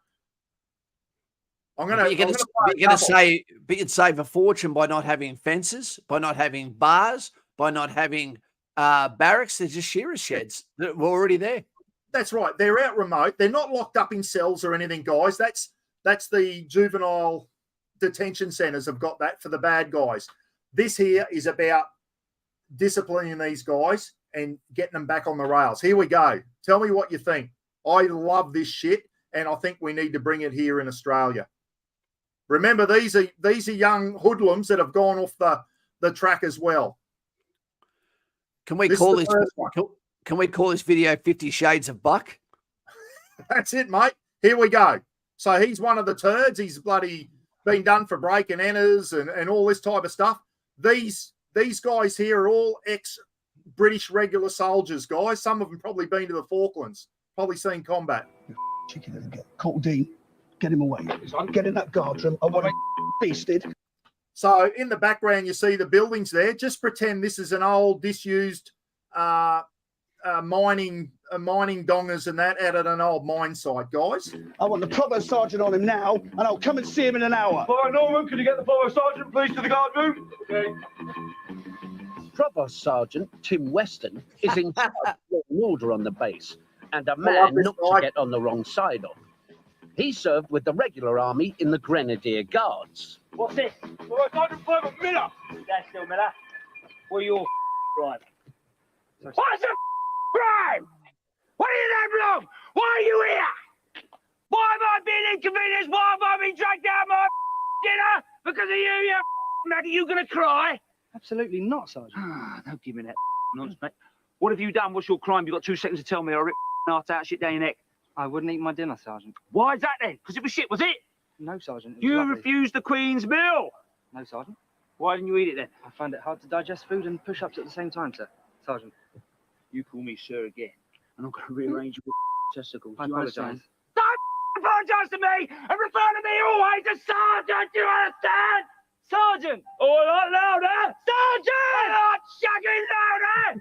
Sergeant! Oh, we've gone down a decibel, haven't we? I hate people like you. Don't move your head, boy. You keep it. Show me you've got some spine. Show me you've got some spine. And don't you push into me. Don't you push into me. I'll eat you a knife. Stand shagging now. I is a horrible man. I am a nightmare. I will eat you. I will down the bones and pass your bones to my dog. I hate you, boy, and I'm only just at you. So that's basically how you're greeted when you go to the miners' camp. You got 3 months of this, Kaz. Similar to Kapuka, mate. They go in the first day, they get their hair cut off.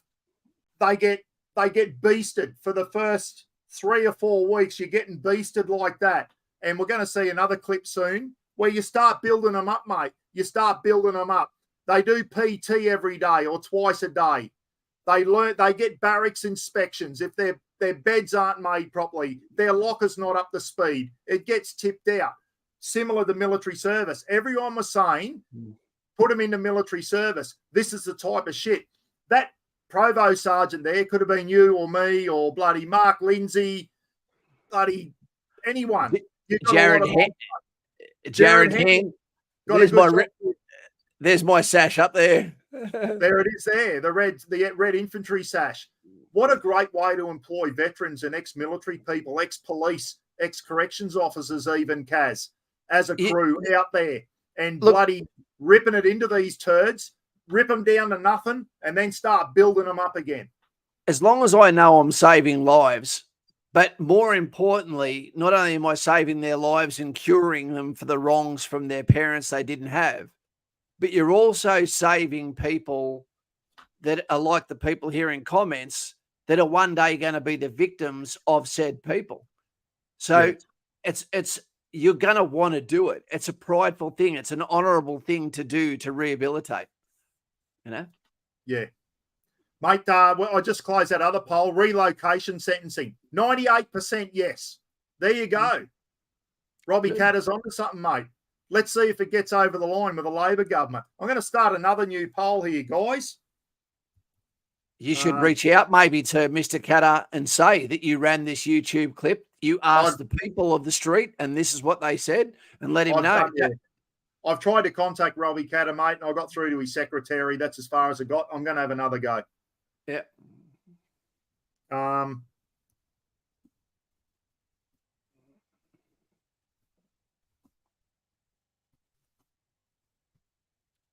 right, another poll coming up, guys.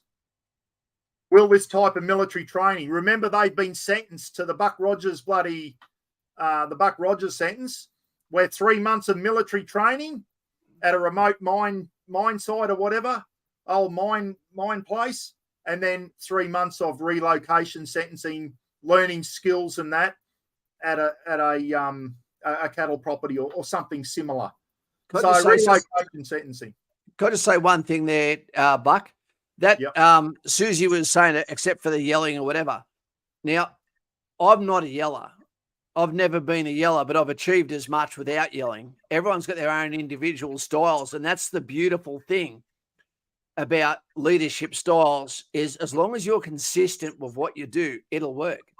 People need to know that guy is this, that guy is that guy is that, so they know what's coming down the pipe, and sometimes a veiled threat, and softly spoken, but with eye contact, without their mates there, one-on-one, scares the living shit out of them because now they're not held up by their bravado. The screaming in the ear was probably a little bit overdone, Susie. I agree with you there, but certainly at Kapooka, when me and the Gidgee went through, Kaz and you, they got in your face like that and they gave you a face ripping. That's why it's called a face ripping. They're not pleasant and they're not meant to be. I know a lot of the lefties out there will disagree with this, guys. But what I'm talking about, we need to toughen up. We need to stiffen it up. We need to come up with some ideas. And I know that there are veterans out there that have come up with a similar idea to this before. So we'll go to the other one, Kaz. Part of their training, mate, is like, it's not just all getting beasted all the time and all that. There are parts of the day where they're learning respect. They've got veterans coming in. A veteran like yourself coming in and telling them what the kids in Rwanda went through, mate, and tell them this is what the kids in Rwanda, they were fighting for their lives. They were being murdered. They were getting hacked in half with machetes. And you little turds are out there breaking into people's homes. They have to be able to respect the team that is there to do the job. That's the hardest thing, is keeping people that are worthy of respect there. And I hate to tell you, females, it's not a job for them. Those guys will not listen to a female. They also won't listen to someone who looks like, they've been getting injections of soy. They want to see someone that they'd like to be like in some kind of way that's telling them that one, they still have a chance. As soon as they think they've got no chance, you've lost them. Yeah, exactly right. I'm going to show you another one now, Kaz. This is later on. And you'll see here, guys, they're still pretty brutal on them. They're putting them through 1950s national service training. This was what national service used to be like in the 1950s in England and I guess Australia as well. So they're coming along. They're starting to work as a section now. Some of the boys are coming together. They're starting to work as a team. They're starting to weed out the weaklings and the ones that don't try. And you can see here how they're going to start bloody making some good men out of these. Kaz, at the end of this Bad Lads Army, it's called Bad Lads Army, guys. There's 4 series on it. At the end of it, they have a march-out parade. And then they have military recruiters there. And at least 5 or 6 from every intake sign the dotted line to go in the real British Army when they finish this training, mate. And apparently some of them go on to go into the parachute battalion, the parachute regiment and things like that, mate. So they've gone from being absolutely friggin' no-hopers on the street to going into the military and making something of their life. So I'm going to show you the next one, guys. I love this stuff. I think this military way, if we can get past the lefties, I think this is the way to go. I really do. This is going to make men out of them. It really is. And don't think it's bullying that. We cop shit like this. Stuff in this next clip, guys, happened to me at Kapooka and happened to other guys in my section at Kapooka. It was brutal, but I'll tell you what, you grow up quick. You really do. Here we go. This here, they're dressed up in a bit of combat gear, Kaz, and they take their sections out on a route march. Yep. Before I start playing it, here you go. Just pretend this is an old disused mining camp. Have a look at it. You got a kitchen. You got a medical centre. You got a front gate. You got barracks. They go out in spare time. They're mowing lawns. They're painting rocks. They're doing arduous duties. They're doing bloody anything, vehicle maintenance, anything. And then later on in the 3 months, they're in classrooms and they're learning all different sorts of stuff that's going to help them as young men. So What, anyway, what about Buck? If you actually, when they went out there was nothing there but building supplies, and a bunch of builders turned up there, and they said, "You're going to help us build your own barracks. And you're going to be sleeping under hoochies until we've got the job done." Well, there's another option, mate. As I said, this is open to so many suggestions on what could happen at this basic training camp. 3 months at a basic training camp, 3 months relocation sentence. 6 months, if you pull through, good on you. If you don't, you know where you end up, in the most horrible place you can imagine, a juvenile detention centre. And they could even paint their name. Each one of them could paint their name on a board or a joist that goes in the construction of that building. So there's ownership of them into that. So one day they can look back and they can go, I'm part of C Block. Remember how proud it was, Kaz? 3 months of basic training. The first day, you don't know your left from your right. And when you're marching down to that parade ground to march out in front of all the, just how proud you were of it, mate. Just, here we go. Get him up there. Oh, come on. An ad, guys, sorry. RIs of 13 to 1, 20. Get him up there. In a friendly way.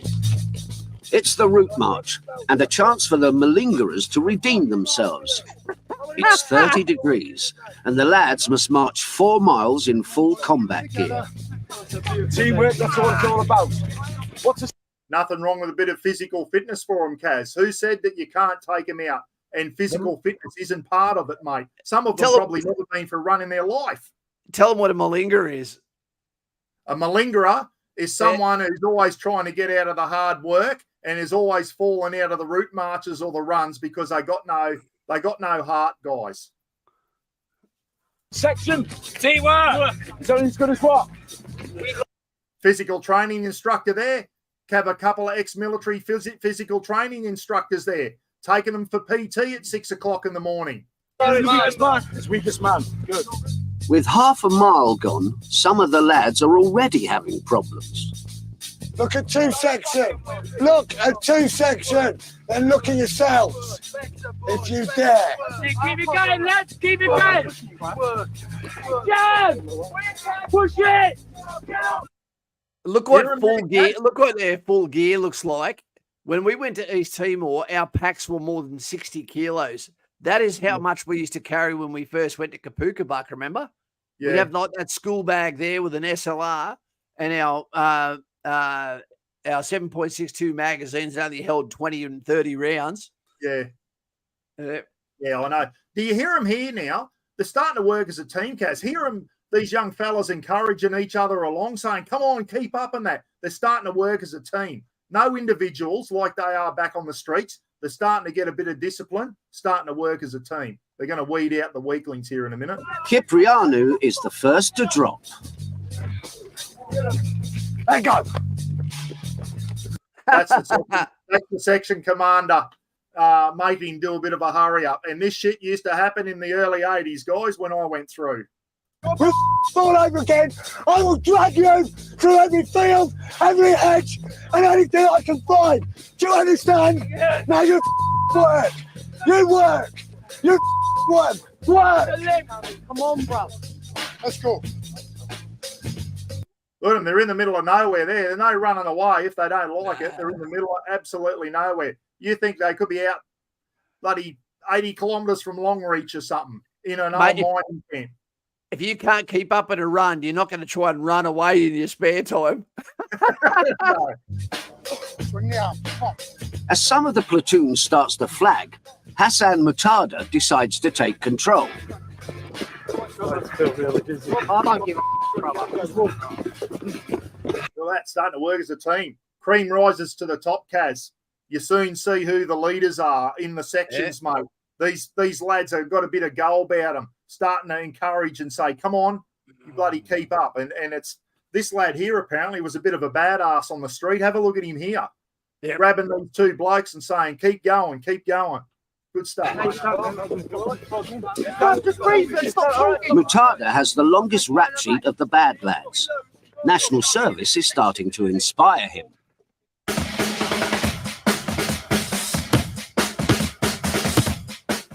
See, burglary, stolen goods, fighting in the street. Have a look at him now. He's been taken out of that environment and he's starting to rise to the top. He's starting to show a bit of leadership quality, mate. He probably went on to bloody join the Paras or something. I'm a bad dad because I have been in trouble with the police. I was convicted for burglary and handling stolen goods. He got into to hanging with the wrong crowds. They ended up showing him, the profits of being bad, basically. I've been to prison all in all 3 times. It's nothing that I've ever seen before. The conditions were terrible. They'd put you in a cell where it was just complete mess. It was like dinners up the wall, rubbish all over your cell, and you'd have to live in that cell. Remember, these guys are a little bit older than the kids we're probably dealing with here in Australia. We're dealing with 15, 16, 17-year-olds. These guys are a little bit older, okay? Harder may be the baddest lad of all, but he's pulling the section together. Even Ten Bellies Moynihan, the unfittest member of the platoon, is inspired by Mutada's example. Okay, round number 2, come on there. This way, let's go. The officer on his push bike there, Jared and Kaz, probably just had a cucumber sandwich. Bugger, get going. You better catch up. Come on, push it now. Let's work hard now. Let's work everything that was ever important to you, brother. On a section, brother. Work on. Been good to see these lads encouraging each other along, Kaz. Bloody good stuff. You make the instructor the enemy so that they have to team together against the instructor and against the mission. Exactly. And they know that you travel at the speed of the second slowest person, which means the slowest person has got no hope other than to be carried by his mates. Yeah. No, it's exactly right. You see the section commander, you say, you drop back, you're going to have to deal with the section commander. You're better off dealing with us. And that's exactly how Kapuka works. Stride, push, one, stride. Go, go, go. 2 ranks. Why did he do that? Let him go. Come here, you look. Come here. I'm pulling you. There. Go. That shit happened. I've seen that happen in 1982, guys. This is 1950 style training. That shit happened when I went through Kapuka.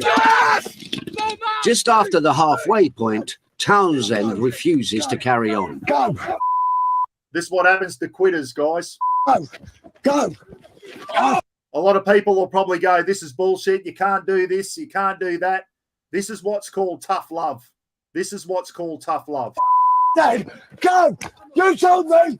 You told me. You told me. You want to. Piece of shit. Get up. Go. Even his classmates bloody calling him a thief. Just really leave me. Leave me. Get up. Leave me. I'm too busy. Leave me. Stay there. That's what happens to malingerers. He's been left to have a think about things. Waste the face. Okay, watch that, mate. Come on, let's go. Come on. Come on. The lads had hoped to finish the route march as a platoon, but Cipriano is falling behind and Townsend has been left by the roadside. I want to see you sprint. I want to see flames come out from between your legs. I want to see you grit your teeth and bloody get there and go and join. This sergeant here, guys, I think he was an RSM or something in the real army. He passed away from COVID in 2021, which is quite sad. Sergeant Ray, his name was. In the section, who came in approximately 20 minutes before you. Now get a bloody move on. Go. Sprint. Sprint. Move it.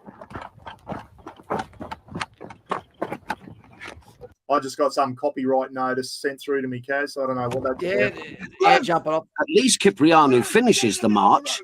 Get in the middle of the road.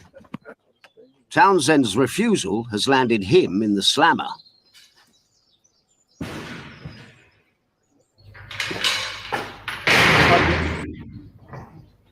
The recruits aren't happy.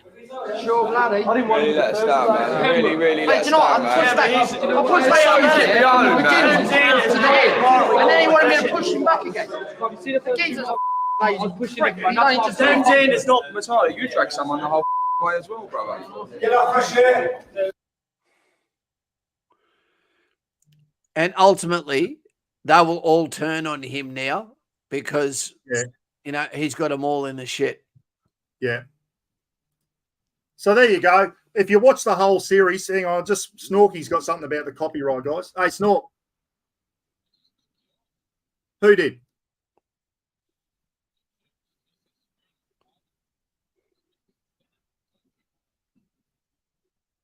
Ah. Okay. Well, there you go, eh? No one's on. There's 87 still on here. Hey, guys, Snorky reckons I've been taken off for a copyright. Can you still hear me? Let me know. Give me a thumbs up if you can still. I'll ring you back, mate. It looks like it's going off. Okay. Nah, we're gone, Kaz. Copyright strike. I don't know what that's about. I've never had one. Yeah. Copyright. Hang on, I'll just read it out, mate.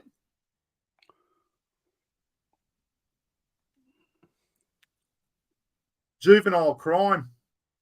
They didn't like the heading of my video. So Well, copyright is saying there that something you showed tonight is something that you're not allowed to show because it's got copyright on it. And did they say it was so? It wasn't on what you were just listening to then. It was going back on one of the videos, but that's Collective Commons. That should have been the new stuff.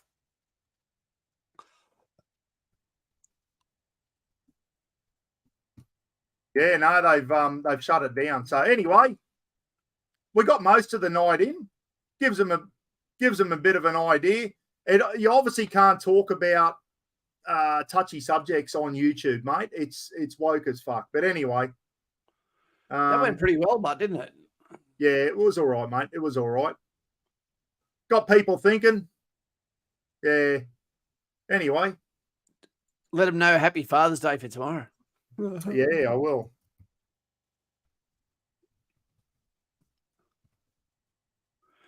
We'll probably both go back to cancelled channels now going, we've got two of yous with one hit. That's awesome.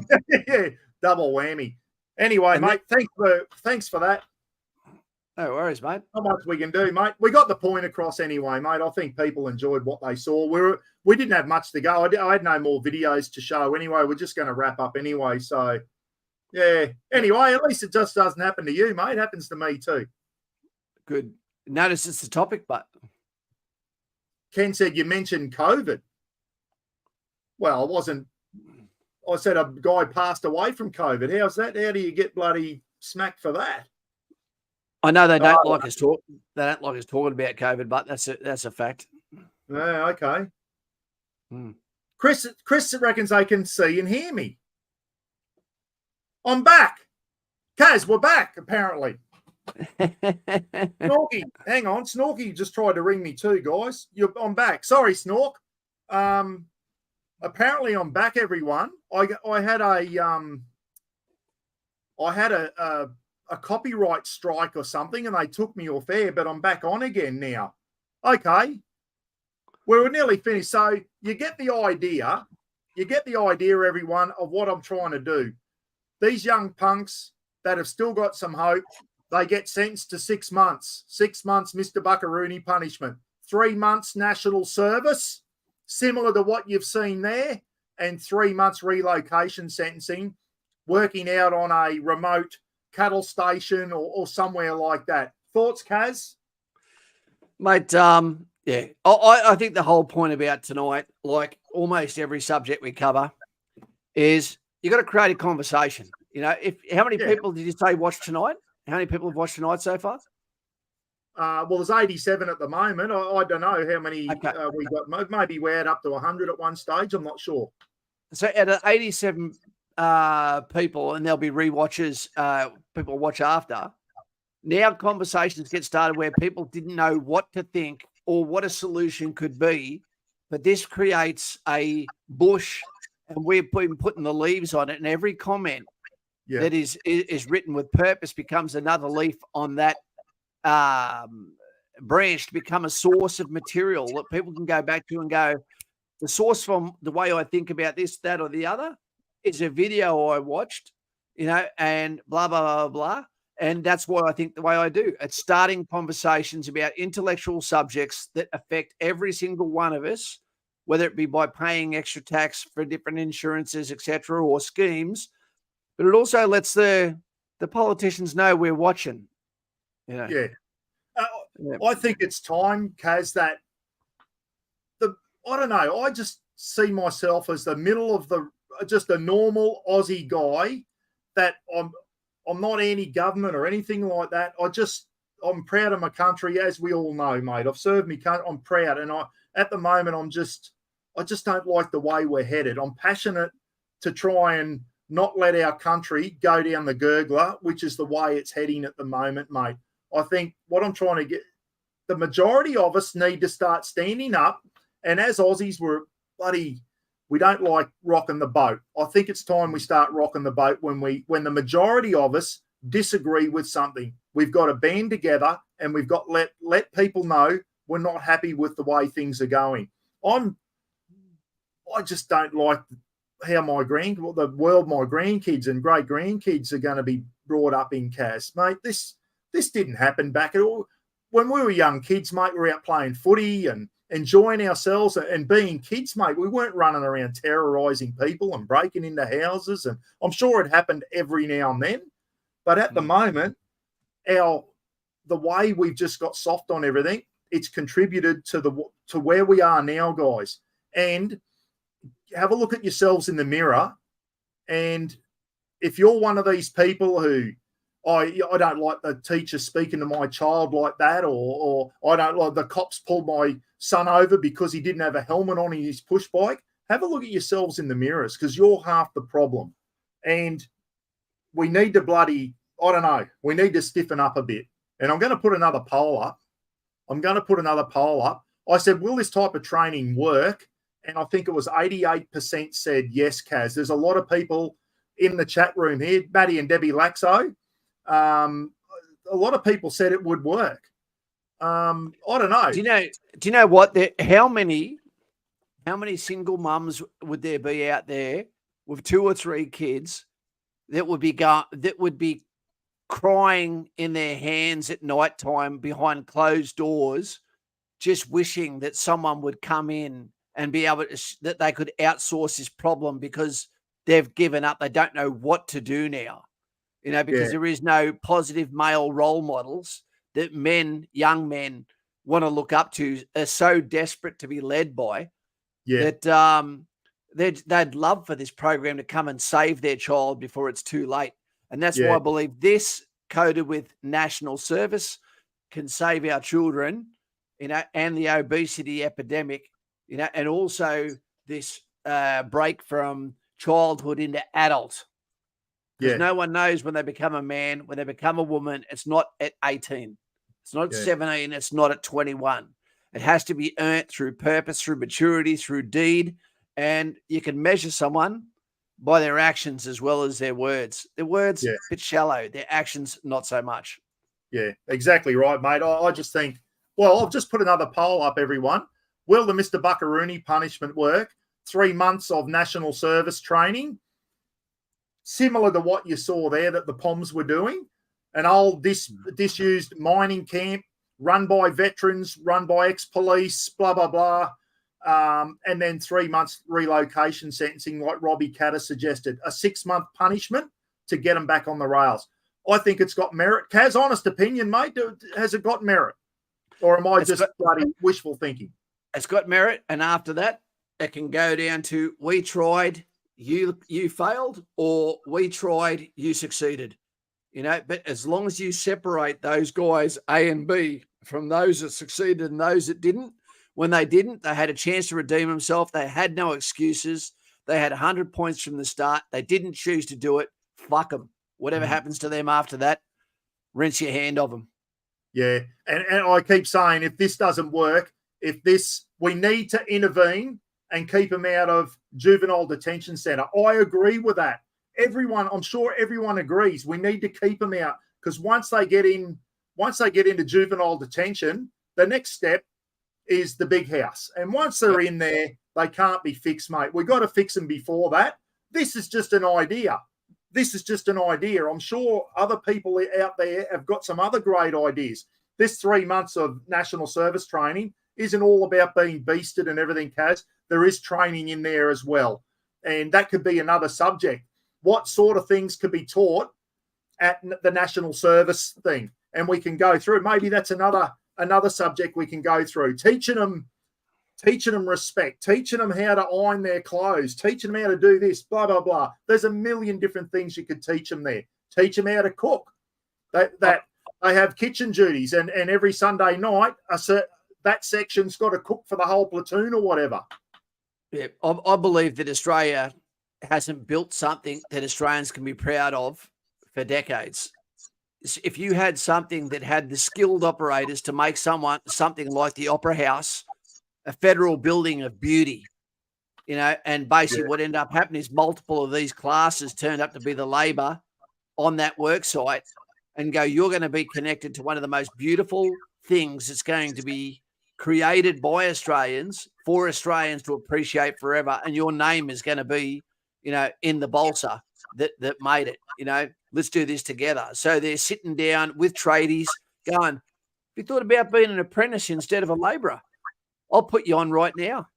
Yeah. You want to get treated a little bit better than the other kids? Come over and be an apprentice. Give them hope. There we go. Jenny Cameron saying, yes, Kaz, exactly. Thanks, Jenny. Exactly right, Kaz. Exactly right. And this relocation sentencing, I know, and Justin's dad's, it was at an 80-something% success rate, and a lot of those kids went on to get permanent jobs out on cattle stations in northwest Queensland, and then getting paid. Not out there learning, they're out there getting paid. And I think that's what we need to do. We need to keep them out from behind bars, guys. I think we all agree on that. This is just one idea. We've got to try. So as Robbie Catter said, at the moment, it's like let them out on bail to reoffend or put them behind bars. Like, there's got to be other options. We can't just have two options, mate. There's got to be another option. That's one. That's the Buckaroony option, combining a national service type thing. And a lot of yous here said military training. Send them into the military. You can't put them straight into the army. It's not going to work, as you covered that. But we can put them through some sort of boot camp, teach them some discipline, break them down, build them up, send them out to relocation sentencing, and then if it doesn't work after that, it doesn't work. We tried. But we got to try something. We can't give up, mate. We can't give up on them. You already tried by making this tonight, mate. By you having this tonight, you've started trying. Yeah. Mate, I had, when I was a prison officer, Kaz, this is how I used to think, mate. I used to sit there and look at prisoners. I'd be talking to them, and there's some prisoners in there that were they're beyond help, mate. They're beyond help, and the crimes that they committed, they're beyond help. There were some young fellas in there as well, and a lot of them were young Murray fellas, young Aboriginal lads, Torres Strait Island lads or whatever, and they weren't bad lads, mate, when you got talking to them, when they were off the piss and away from their whatever they used to do out in City Street. They weren't bad lads. And, there was a few there. I used to sit there and think, I could make a good soldier out of that lad. He'd make a good soldier. And I saw a few of them like that. I thought, you're a waste. You're wasted. I know it's too late. Once they're behind bars, they can't go to the military. And I just thought, what a waste. If only he'd been picked up earlier and diverted, he probably could have made a good soldier. And I always used to picture in my head, would that lad have made it in the army? And there was a lot of them there. I used to think, he'd be a good soldier, that lad, if he got caught earlier on. That's what I'm trying to do here, mate. Well, thanks for having me on, mate. I appreciate it tonight. Mate, and I hope you've had some good input tonight, Kaz. I hope everyone's got something out of it. We got talking about it, didn't we? We're not just sitting back and we're not taking everything. We can't just sit back and let these people destroy our lives. I've been hit. My car got stolen, and the anger of that, my little car getting stolen. Jesus, I was fuming. And my sister-in-law, Nongi, her car got stolen and trashed. And Mum's house now is like Fort Knox, mate. She's had to get locks, and it cost mum and the Gidgee gorilla hundreds and hundreds and hundreds of dollars. That poor bloody business owner at the start, Kaz, $50,000 out of pocket because everything's gone up. You know, they're just destroying people's lives, mate. And to me, bloody Pallet Jack, you know who I'm talking about, she's sitting back and doing nothing. That current government is sitting back doing nothing, guys. They're failing us. They are failing us, and something needs to be done. And I'm going to go, I just put another thing up. Will Mr. Buckaroony, oh, I missed it. Can you see that? My eyes are painted on, mate. Closed it down. Doesn't matter, guys. Doesn't matter. Did anyone see what the current percentage was on that last poll? Would the Mr. Buckaroony 6 months sentencing work? I didn't get to see it. I accidentally closed it down. But anyway. Can we say Happy Father's Day? Happy Father's Day for tomorrow, because this is all about, tonight's been basically the cure is good parents. Is that too much to ask, that the cure for bad kids is just to let this be the last generation of them and let it be just be better parents? Yeah. It's too much to ask. Mate, I like to think I was a good parent to my daughter and son, and they've gone on to be good members of society. My daughter's a bloody speech pathologist. My son went into the army and he's a coal miner now. Gidgee Gorilla's son's in the coal mines now. He's a good young fella. You know, you just look at these kids and go, you know, they're not out there harming other people. They got a job. They're not hurting other people. They're having a go. That's all we ask. That's all we ask. And, you know, if you're out there, and I'm sure there's no one in this chat, out there and you're a bad parent, have a look at yourselves in the mirror. If your kids are going off the rails, have a look at yourself in the mirror and go, am I the cause of this? Because there's a fair chance they probably are, Kaz. Yep. We need parents to be parents. Exactly right, Jenny Cameron. Yeah. The government needs to give every family one set of Uno cards and a game of Monopoly and turn the internet off for half an hour a night. Yeah. Remember we used to sit around the mum cooked dinner at night every night, and the family sat around the dinner table and had dinner together? Just doesn't happen anymore. Does it happen anymore? Mate, happy Father's Day for tomorrow. Your little girl, Aaliyah, I think, is it right? Aaliyah? That's it, mate. Yep. Aaliyah, you know, I'm sure she'll come around and give you a big kiss tomorrow and say happy Father's Day. I know you're a very proud father, mate. You're a good father, and you love your daughter to death, as we all do with our children. And you've got to look after your kids. And as someone said there, we need to be parents. Jenny Cameron said, you're not their friends, you're their parents. And when they step out of line, I'm not saying you need to smack. I don't think I ever smacked my son. I yelled at him. I screamed at him a lot of times. I don't think I ever had to hit him. But he got brought up pretty good, mate. And that's all we got to do. Keep your kids on the straight and narrow. Teach them some respect. Respect their school teachers. Respect police. Respect elders. Respect other adults. And just, you know, there's a lot of good kids out there, but dear oh dear, there's a lot of bad ones now too. And we're seeing the results of how soft we've gone in schools and at home, and we're reaping the rewards now, Kaz. We're our own worst enemy, mate. We've got no one to blame but ourselves as a society. That's it, mate. Turn the internet off. Thanks, mate. I know you've got to go and probably bit 9:34. Hopefully you can still ring your daughter now. And have a great day tomorrow. Happy Father's Day to all the dads out there, guys. Have a great day tomorrow. Hope you all get spoiled. Rafa will spoil me. Bring me a cup of coffee in bed. Maybe. Roz is probably saying that probably won't happen. But, anyway, Gidgee Gorilla. Exactly. Yeah. What happened to Mr. Schultz or Mr. Exactly. It all comes down to this type of stuff, Ken. I never called teachers. We never called our teachers by their first name. If we did, boy, oh boy, we would have known about it. It was Mr. Schultz or Miss Brown or whatever. Got to go back to some old school stuff, Kaz. Anyway, thanks again, mate. Really appreciate your input tonight. We could have talked for another 10 hours, I'm sure. It's one of those subjects. Hope you all enjoyed tonight, guys. Thanks for tuning in. I love these controversial subjects. It's just, I don't know, it just gets everyone talking, doesn't it? See you later, mate. Thanks a lot. Good night, everyone. Have a great day tomorrow. Enjoy the rest of your weekend. And Cowboys, mate. you suck. Happy Father's Day.